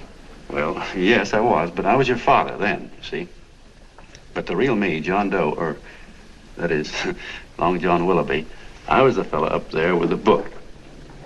You know what I mean? I guess so. Then what happened? Well, I took you across my knee and I started spanking you. That is, I didn't do it. I mean, I did do it, but it wasn't me, you see. I was your father then. Well, I held you across my knee and I said, Annie, I won't allow you to marry a man that's just rich or that has his secretary send you flowers. The man you marry has got to swim rivers for you. He's got to climb high mountains for you. He's got to slay dragons for you. He's got to perform wonderful deeds for you. Yes, sir. And all the time, the guy up there, you know, with the book, me, just stood there nodding his head. And he said, go to it, Pop. Whack her one from me, because that's just the way I feel about it, too. So he said, come on down here and whack her yourself. So I came down and I whacked you a good one, see? Then he whacked you, and I whacked you another one. We both started whacking you like... Well, if you're through whacking her, come on, let's get going. Okay, fellas, right in here. You go out the side entrance, there's a bunch of autograph seekers out front. We'll be down with the bags in a minute. Come on, don't make a government project out of this. Hi, Benny. When's our plane take off again? Couple of minutes. How many people do you think we've talked to already, outside the radio, I mean? Oh, I don't know. About 300,000. 300,000? What makes them do it, Ann? What makes them come and listen and get up their John Doe clubs the way they do? I've been trying to figure it out. Look, John, what we're handing them are platitudes, things they've heard 1,000,000 times. Love thy neighbor, clouds have silver linings, turn the other cheek. It's just a... Yeah, I heard them 1,000,000 times, too, but there you are. Maybe they're like me, just beginning to get an idea what those things mean. You know, I never thought much about people before. They were always just somebody to fill up the bleachers. And the only time I worried about them is when they didn't come in to see me pitch. You know, lately I've been watching them when I talk to them. I could see something in their faces. I could feel that they were hungry for something. You know what I mean? Maybe that's why they came. Maybe they're just lonely and wanted somebody to say hello to. I know how they feel. I've been lonely and hungry for something practically all my life.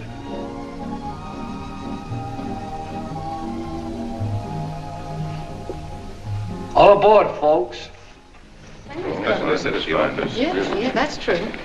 Oh, somebody else sitting here? No, that's your seat. And this is your coat. Mine? A little token of appreciation. Oh.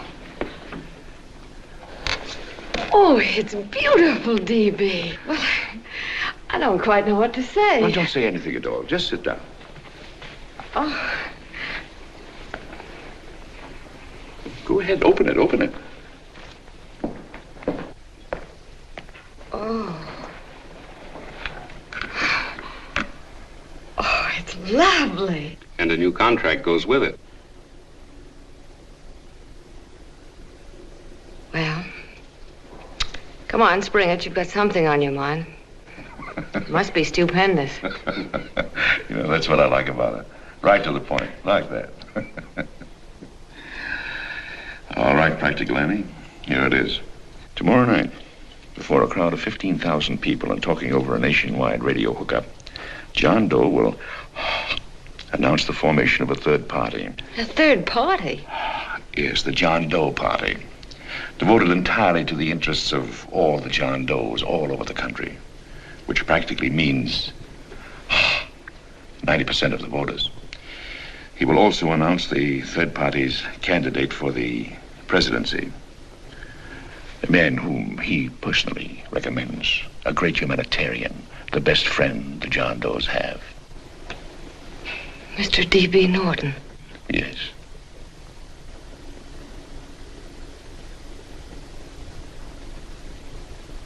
Wow.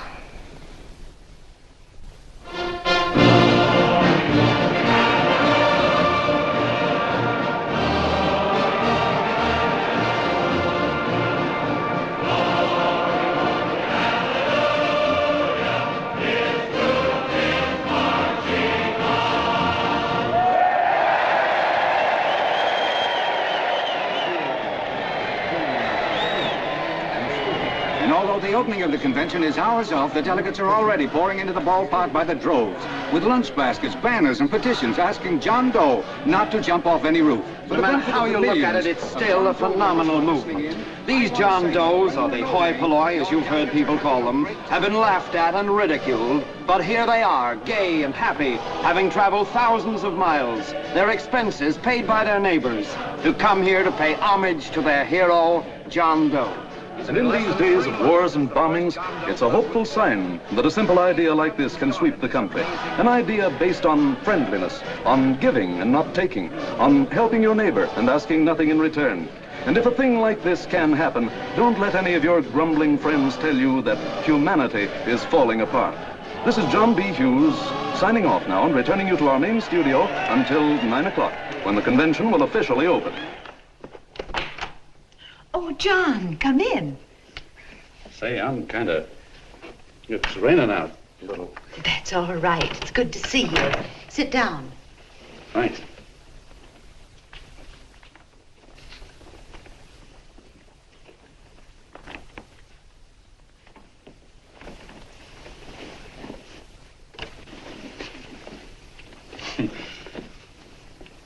It's for Anne. Oh, how nice. Thank you very much. Flowers. I'm terribly sorry she isn't here. She isn't? No, she just left. I'm surprised you didn't run into her. She went over to Mr. Norton's house.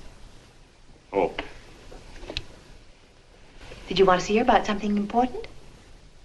Yeah, well, no, it'll wait. Say, he's a nice man, isn't he? Mr. Norton, I mean. He's done an awful lot for the...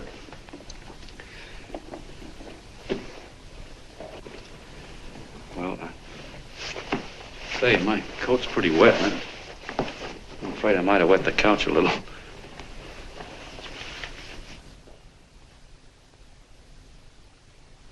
Well, I guess I'll see her at the convention later. Yes, of course. I'll see that she gets the flowers.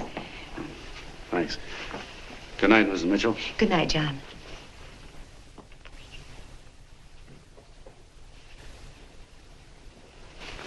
Say, Miss Mitchell, I'm kind of glad Anne isn't here.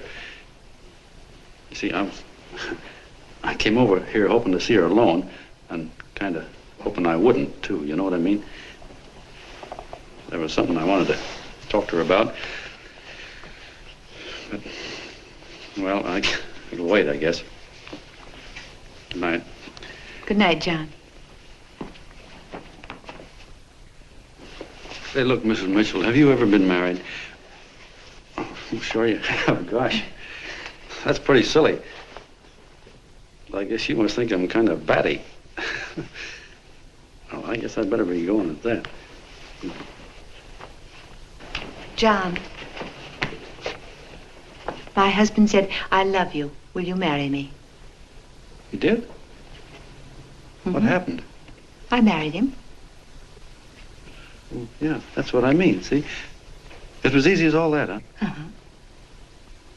Yeah, but look, Mrs. Mitchell, you know, I love Ann, and it's going to be awfully hard for me to say it because, well, you know, she's so wonderful. And, well, the best I ever was a Bush League pitcher.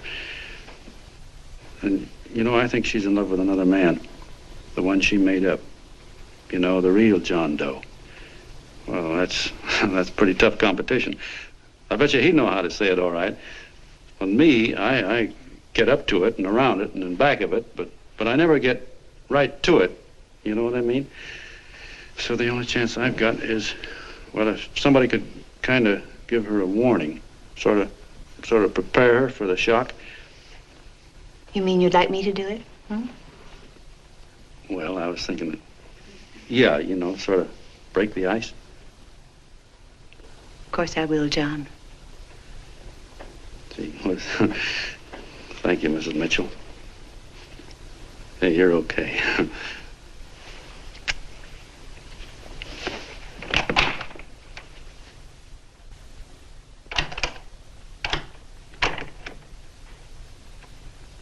This John Doe meeting is going to be one of the biggest things that ever happened. Why, they're coming from all over. Trains, boxcars, wagons. Oh, look out! Hello, bodyguards. Hey, had your dinner yet? Not yet. Oh, that's all right. Well, look, no, go ahead and have your dinner. Wait a minute, John.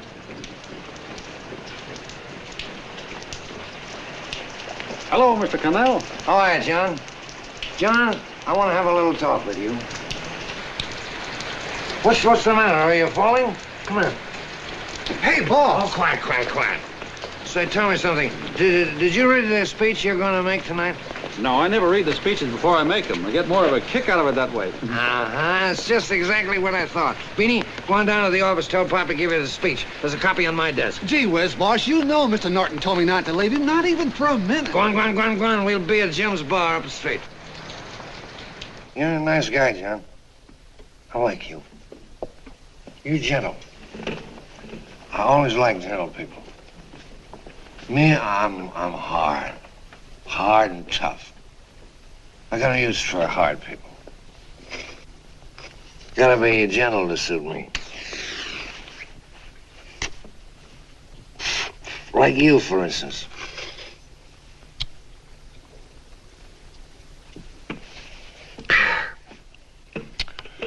Yep, I'm hard. But you want to know something? I've got a weakness. Never guessed that, would you? Well, I have. Want to know what it is? Star Spangled Banner. Screw you, huh? Well, maybe it is, but play the Star Spangled Banner. I'm a sucker for it. Always gets me right here.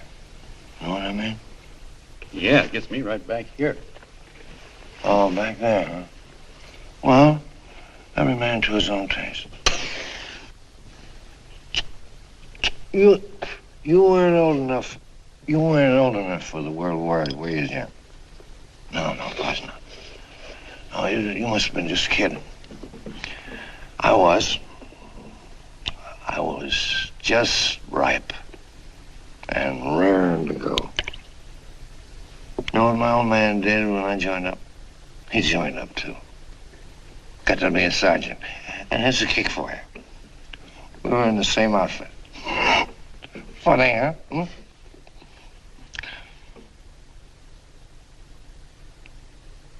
He was killed, John.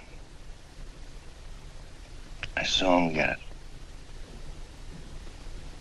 I was right there, and I saw it with my own eyes.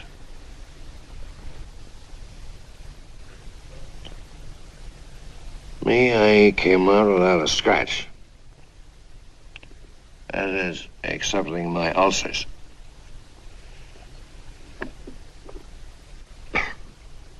I should be drinking milk, you know. This stuff is poison. Hey, Tubby. Yes, Mr. Connell. What do you say, huh? All right. Yep, I'm a sucker for this country.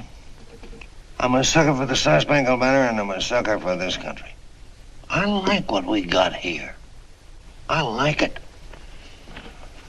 A guy can say what he wants and do what he wants without having a bayonet shoved through his belly. And that's all right, isn't it? You betcha. Yeah. Well, we don't want anybody coming around changing it, do we? No, sir. No, sir. And when they do, I get mad. I get boiling mad. And right now, John, I'm sizzling. I get mad for a lot of other guys besides myself. I get mad for a guy named Washington, and a guy named Jefferson, and Lincoln. Lighthouses, John. Lighthouses in a foggy world. You know what I mean? Yeah, you bet. Listen, pal. This fifth column stuff is pretty rotten, isn't it? Yeah, it certainly is. And you'd feel like an awful sucker if you found yourself marching right in the middle of it, wouldn't you? You. Of course, you would have known it because you're gentle. But that's what you're doing. You're mixed up with a skunk, my boy. A no-good, dangerous skunk. Say, you're not talking about Mr. Norton, are you?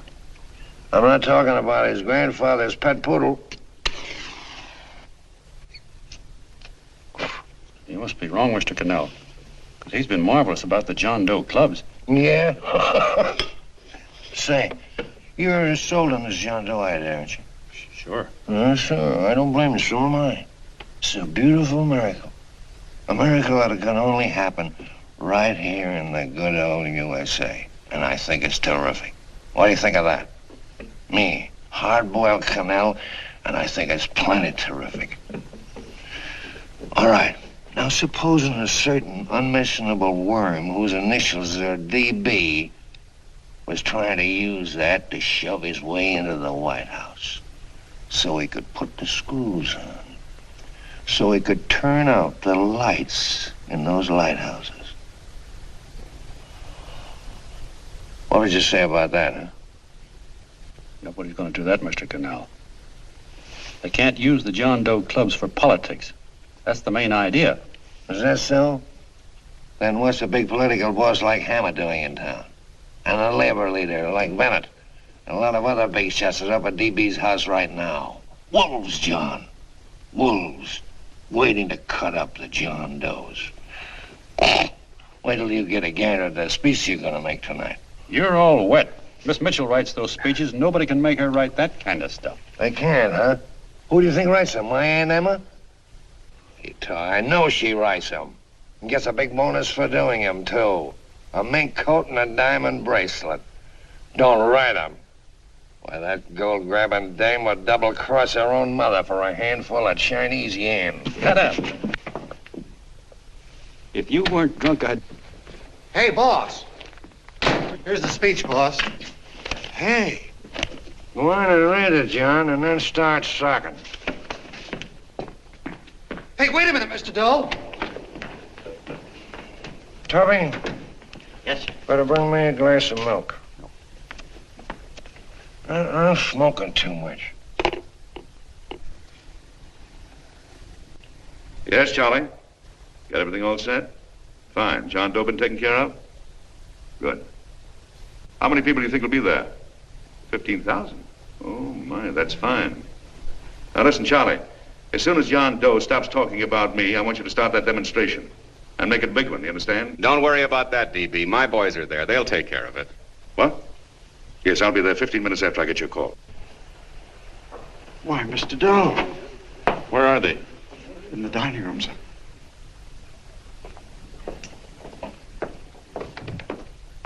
Now, gentlemen, I think we're about ready to throw that great big bombshell. Yeah, well, it's about time.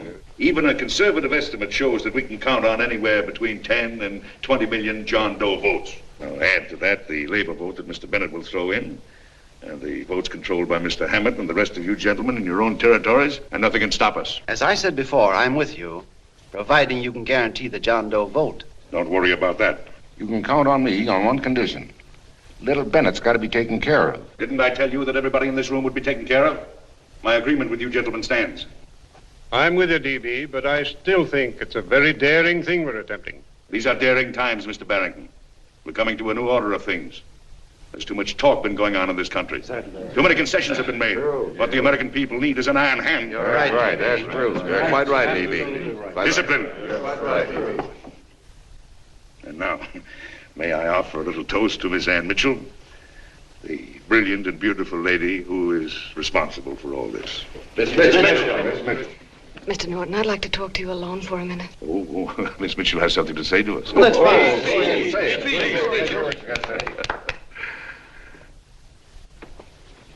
Hello.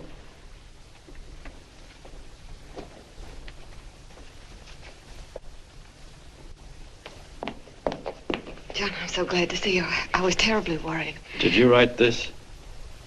Yes, I did, John, but I had no idea what was going on. You didn't? No. That's a swell bracelet you're wearing. John, why aren't you at the convention?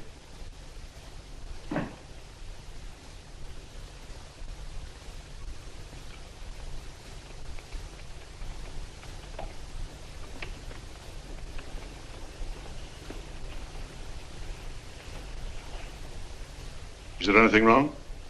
No, nothing's wrong. Everything's fine. So there's going to be a new order of things, huh? Everybody's going to cut himself a nice fat slice of the John Does, eh? You forgot one detail, Mr. Big Shot. You forgot me, the prize stooge of the world. Why, if you or anybody else thinks he's going to use the John Doe clubs for his own rotten purpose, he's going to have to do it over my dead body. Oh, hold on a minute, young man. Hold on. That's rather big talk.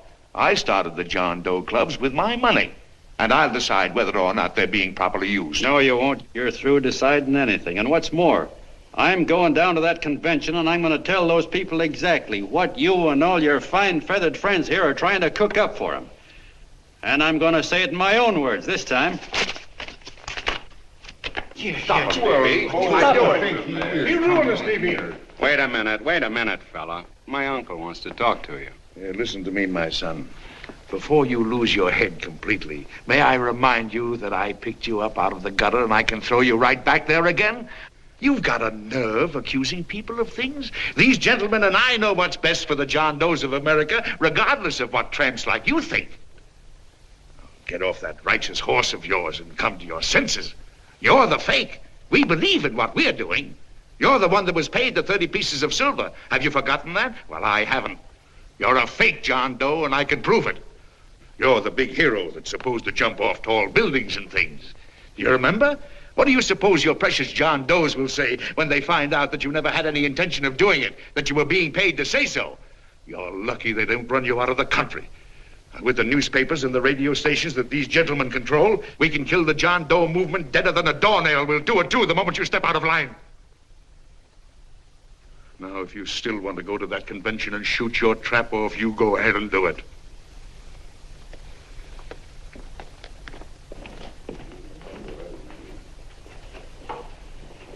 You mean to tell me you'd try to kill the John Doe movement if you can't use it to get what you want? You bet your bottom dollar we would.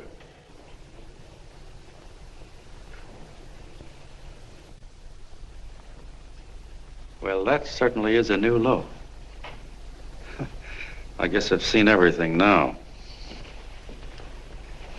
You sit there back of your big cigars and think of deliberately killing an idea that's made millions of people a little bit happier.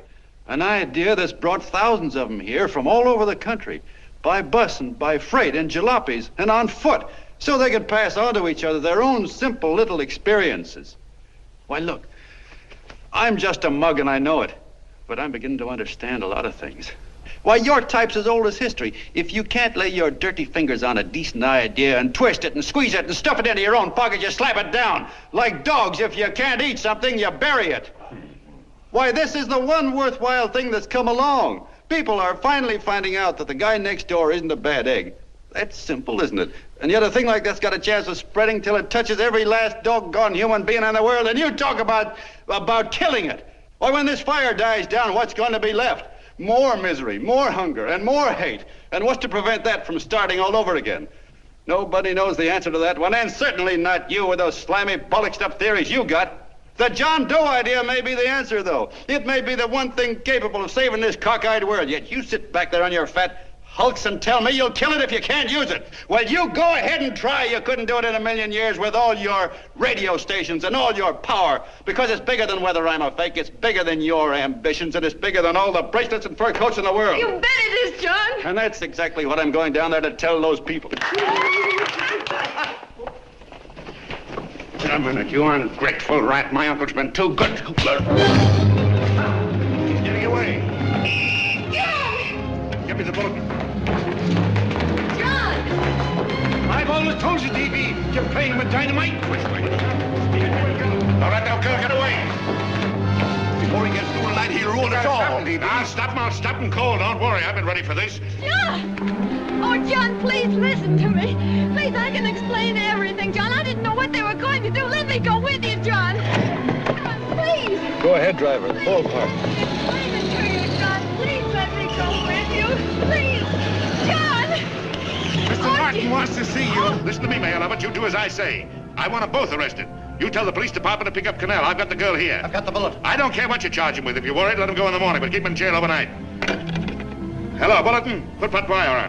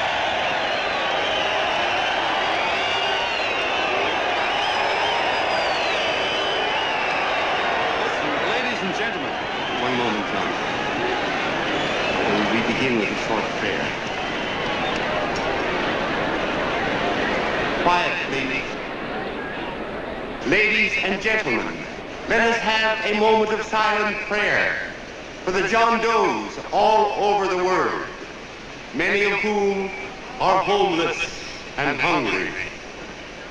Rise, please. Everybody rise.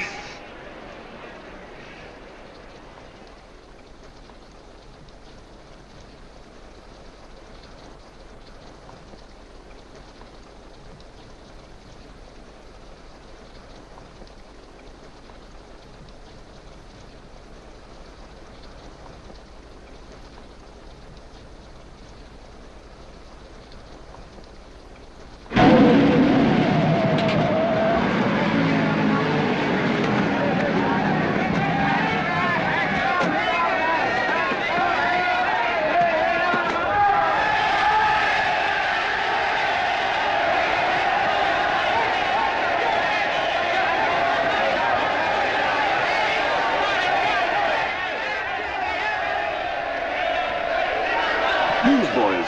Hundreds of yelling newsboys are swarming into the park like locusts. They're yelling John Doe's a fake. Fake.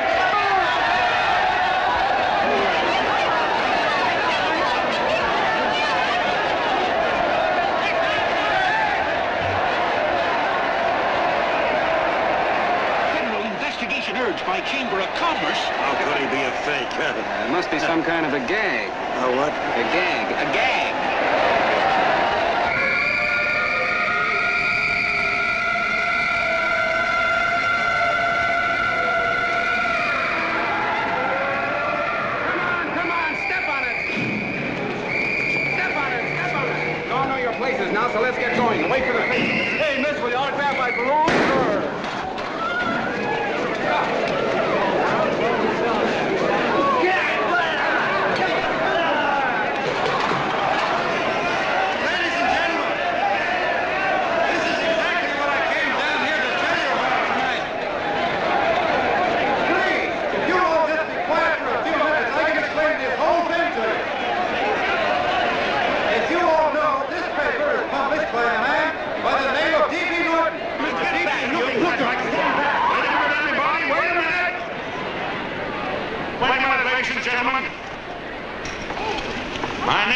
D.B. Norton. You all know me.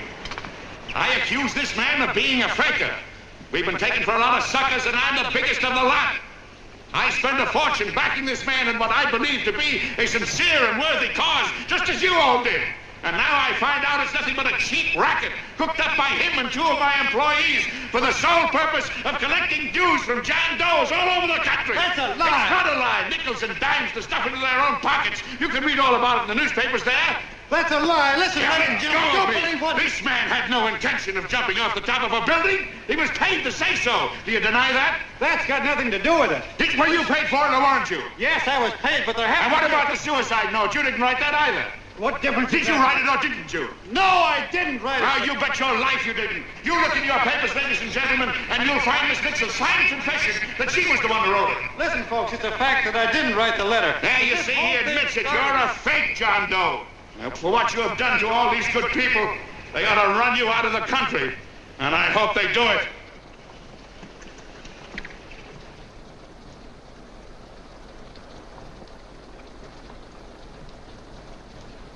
Speak up, John. We believe you. Please, listen, folks. Now that he's through shooting over his face, I've got a couple of things to tell you about. Come on, the rest of you get in here and riot. Break this crowd up. Come on. I'm sorry, folks, but we can't hear him anymore. Something's gone wrong with the loudspeakers. John Doe's a fake! Boo! They can't hear me. Boo! This thing's not working. Ladies and gentlemen.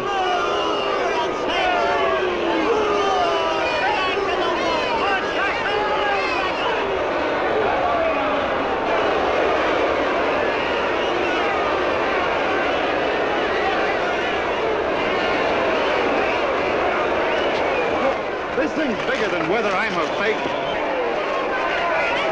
Look, Greg, you believe me, don't you? Sure. I believe you. Walking my legs off, thinking up 5,000 signatures for a phony. Well, there you are, Mr. Doe. 5,000 names asking you not to jump off any roof. It makes no difference, Bert. The idea's still good. We don't have to give up our club. Yeah, well, you can have it. They're starting to throw things. Somebody's going to get hurt. I'm afraid it'll be John Doe. Listen to that mob. I've got to go to him. All right, lady. Hey, let you out. Let me go. I want to go to him. Oh, please. Please let me go. They're crucifying him. I can help him. Sorry, sister. We got orders to hold. Orders from who? Can't you see it's a framer? And oh, Mother, they won't let me go. They won't let me go. Listen, folks. You gotta listen to me, everybody. Back to the jungle, you hobo. Just another racket. Stick to your clubs. We've been fed baloney so long, we're getting used to it.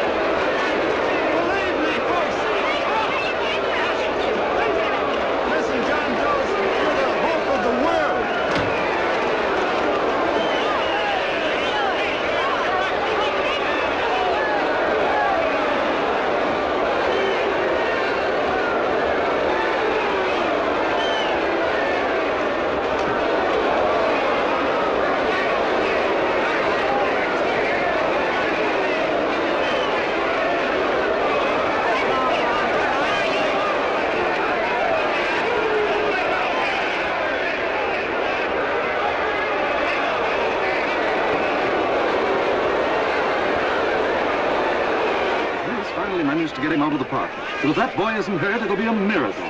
Ladies and gentlemen, this certainly looks like the end of the John Doe movement. Well, boys, you can chalk up another one to the Pontius Pilates.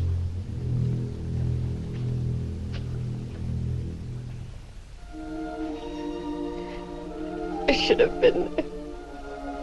I could have helped him. He was so all alone. A lot of us are going to be mighty ashamed of ourselves after tonight.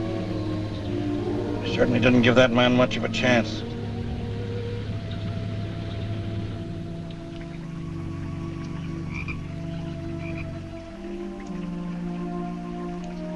Have some more coffee, Long John? No thanks, Carl.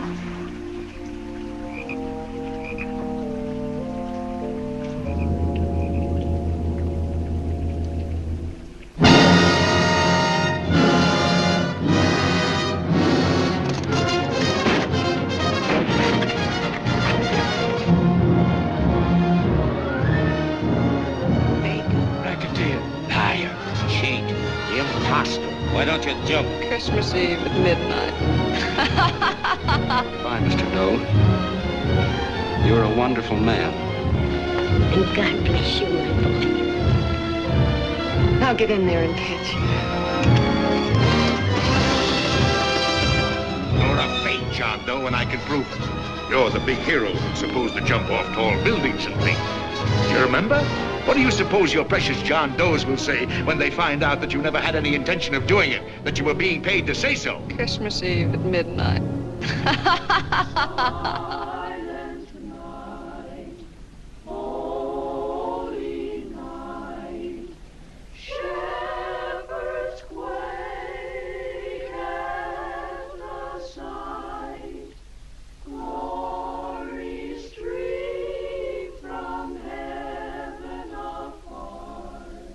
Merry Christmas, son. Merry Christmas.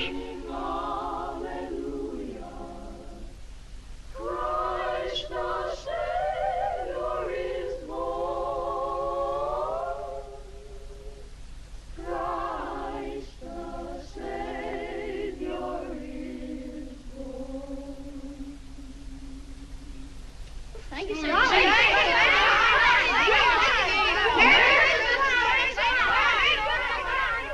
Who?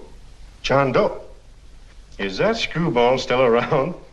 Dame's been calling all day. Sure, I know. Yeah, at midnight, huh?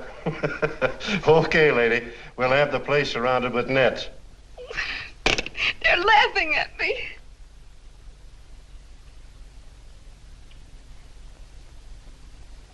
You're a sick girl, Anne. You better take it easy.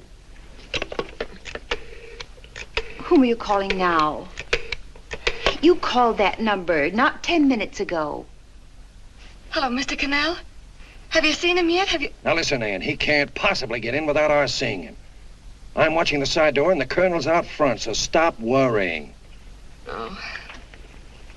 Thank you.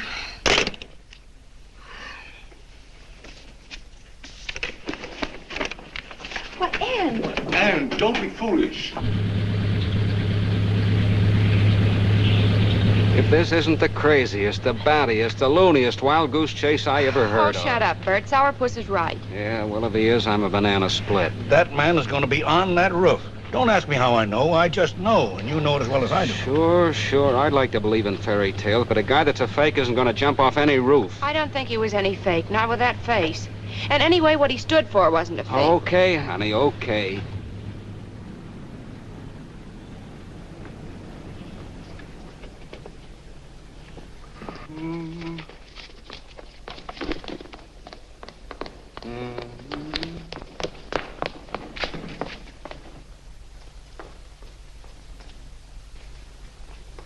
Elevators ain't running. Colonel, You shouldn't get out of bed, miss. has he been here? No. Have you seen him? I ain't seen him for a week. Where's Canal? He's watching the other door. Oh, gee, you're swell. Oh. No sense in going up there. I've been here for hours. He ain't here. Let me go, will you? Now that's crazy. It's 14 floors.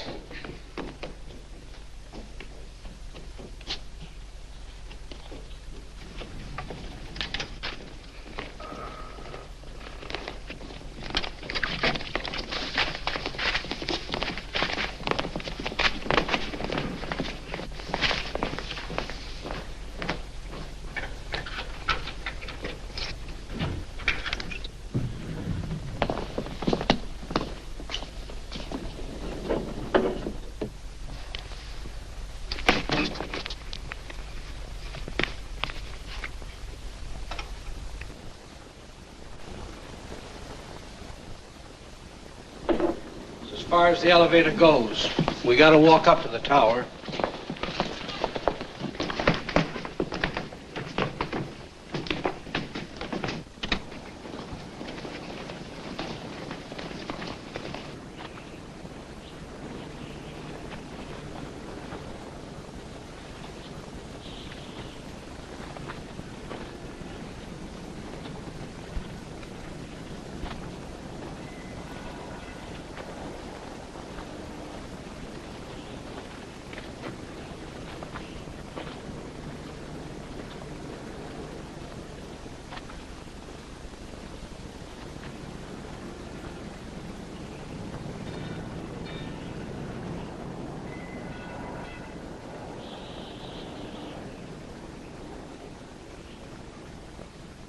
That tramp was probably full of Christmas cheer and asleep in some flop house. Let's go. I've got to decorate my tree.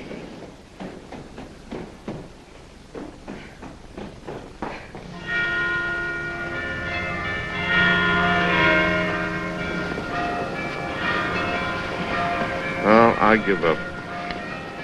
I don't know what gave us the idea that we'd attempt anything like this. I guess you're right. I'm afraid the joke's on us. Let's go. I hope nobody finds out we've been here.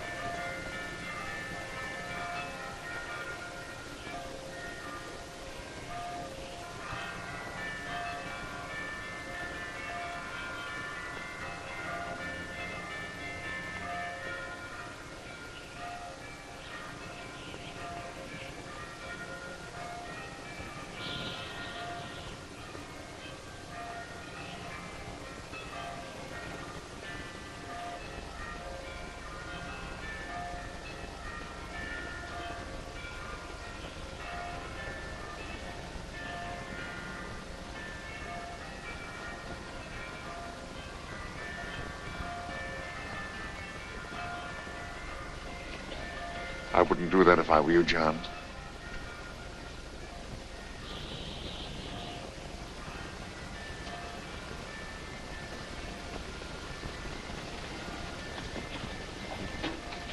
It'll do you no good.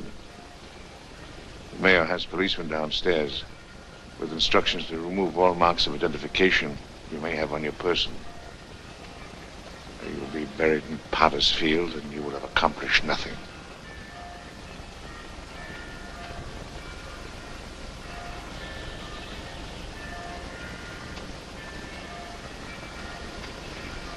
I've taken care of that. I've already mailed a copy of this letter to Mr. Cannell.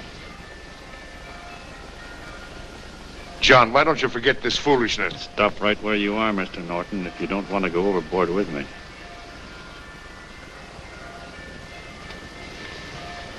I'm glad you gentlemen are here. You killed the John Doe movement, all right. But you're going to see it born all over again.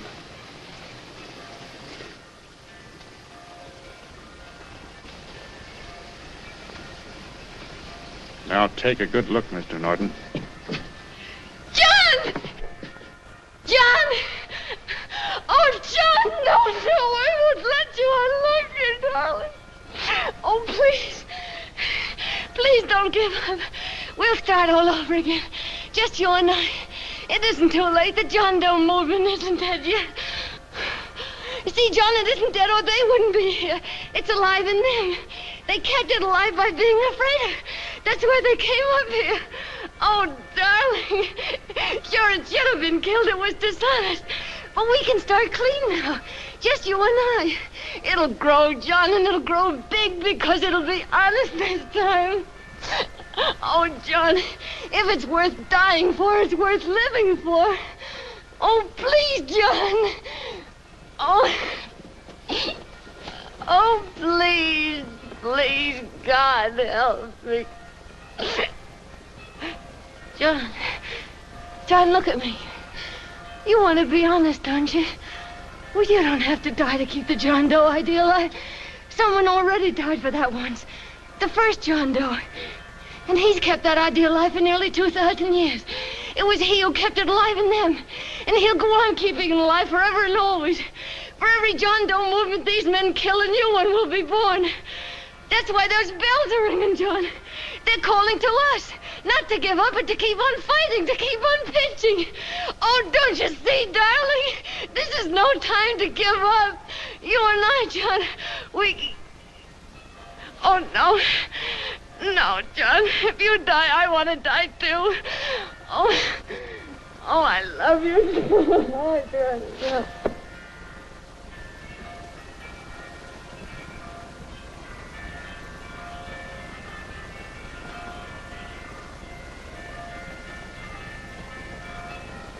Mr. Doe, you don't have to...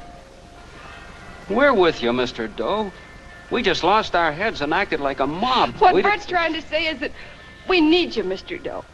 There were a lot of us that didn't believe what that man said. We were going to start up our John Doe Club again, whether we saw you or not. Weren't we, Bert? And there were a lot of others that were going to do the same thing. Well, Mr. Sourpuss even got a letter from his cousin in Toledo. I got it right here, Mr. Doe. Only it'd be a lot easier with you. Please. Please come with us, Mr. Doe.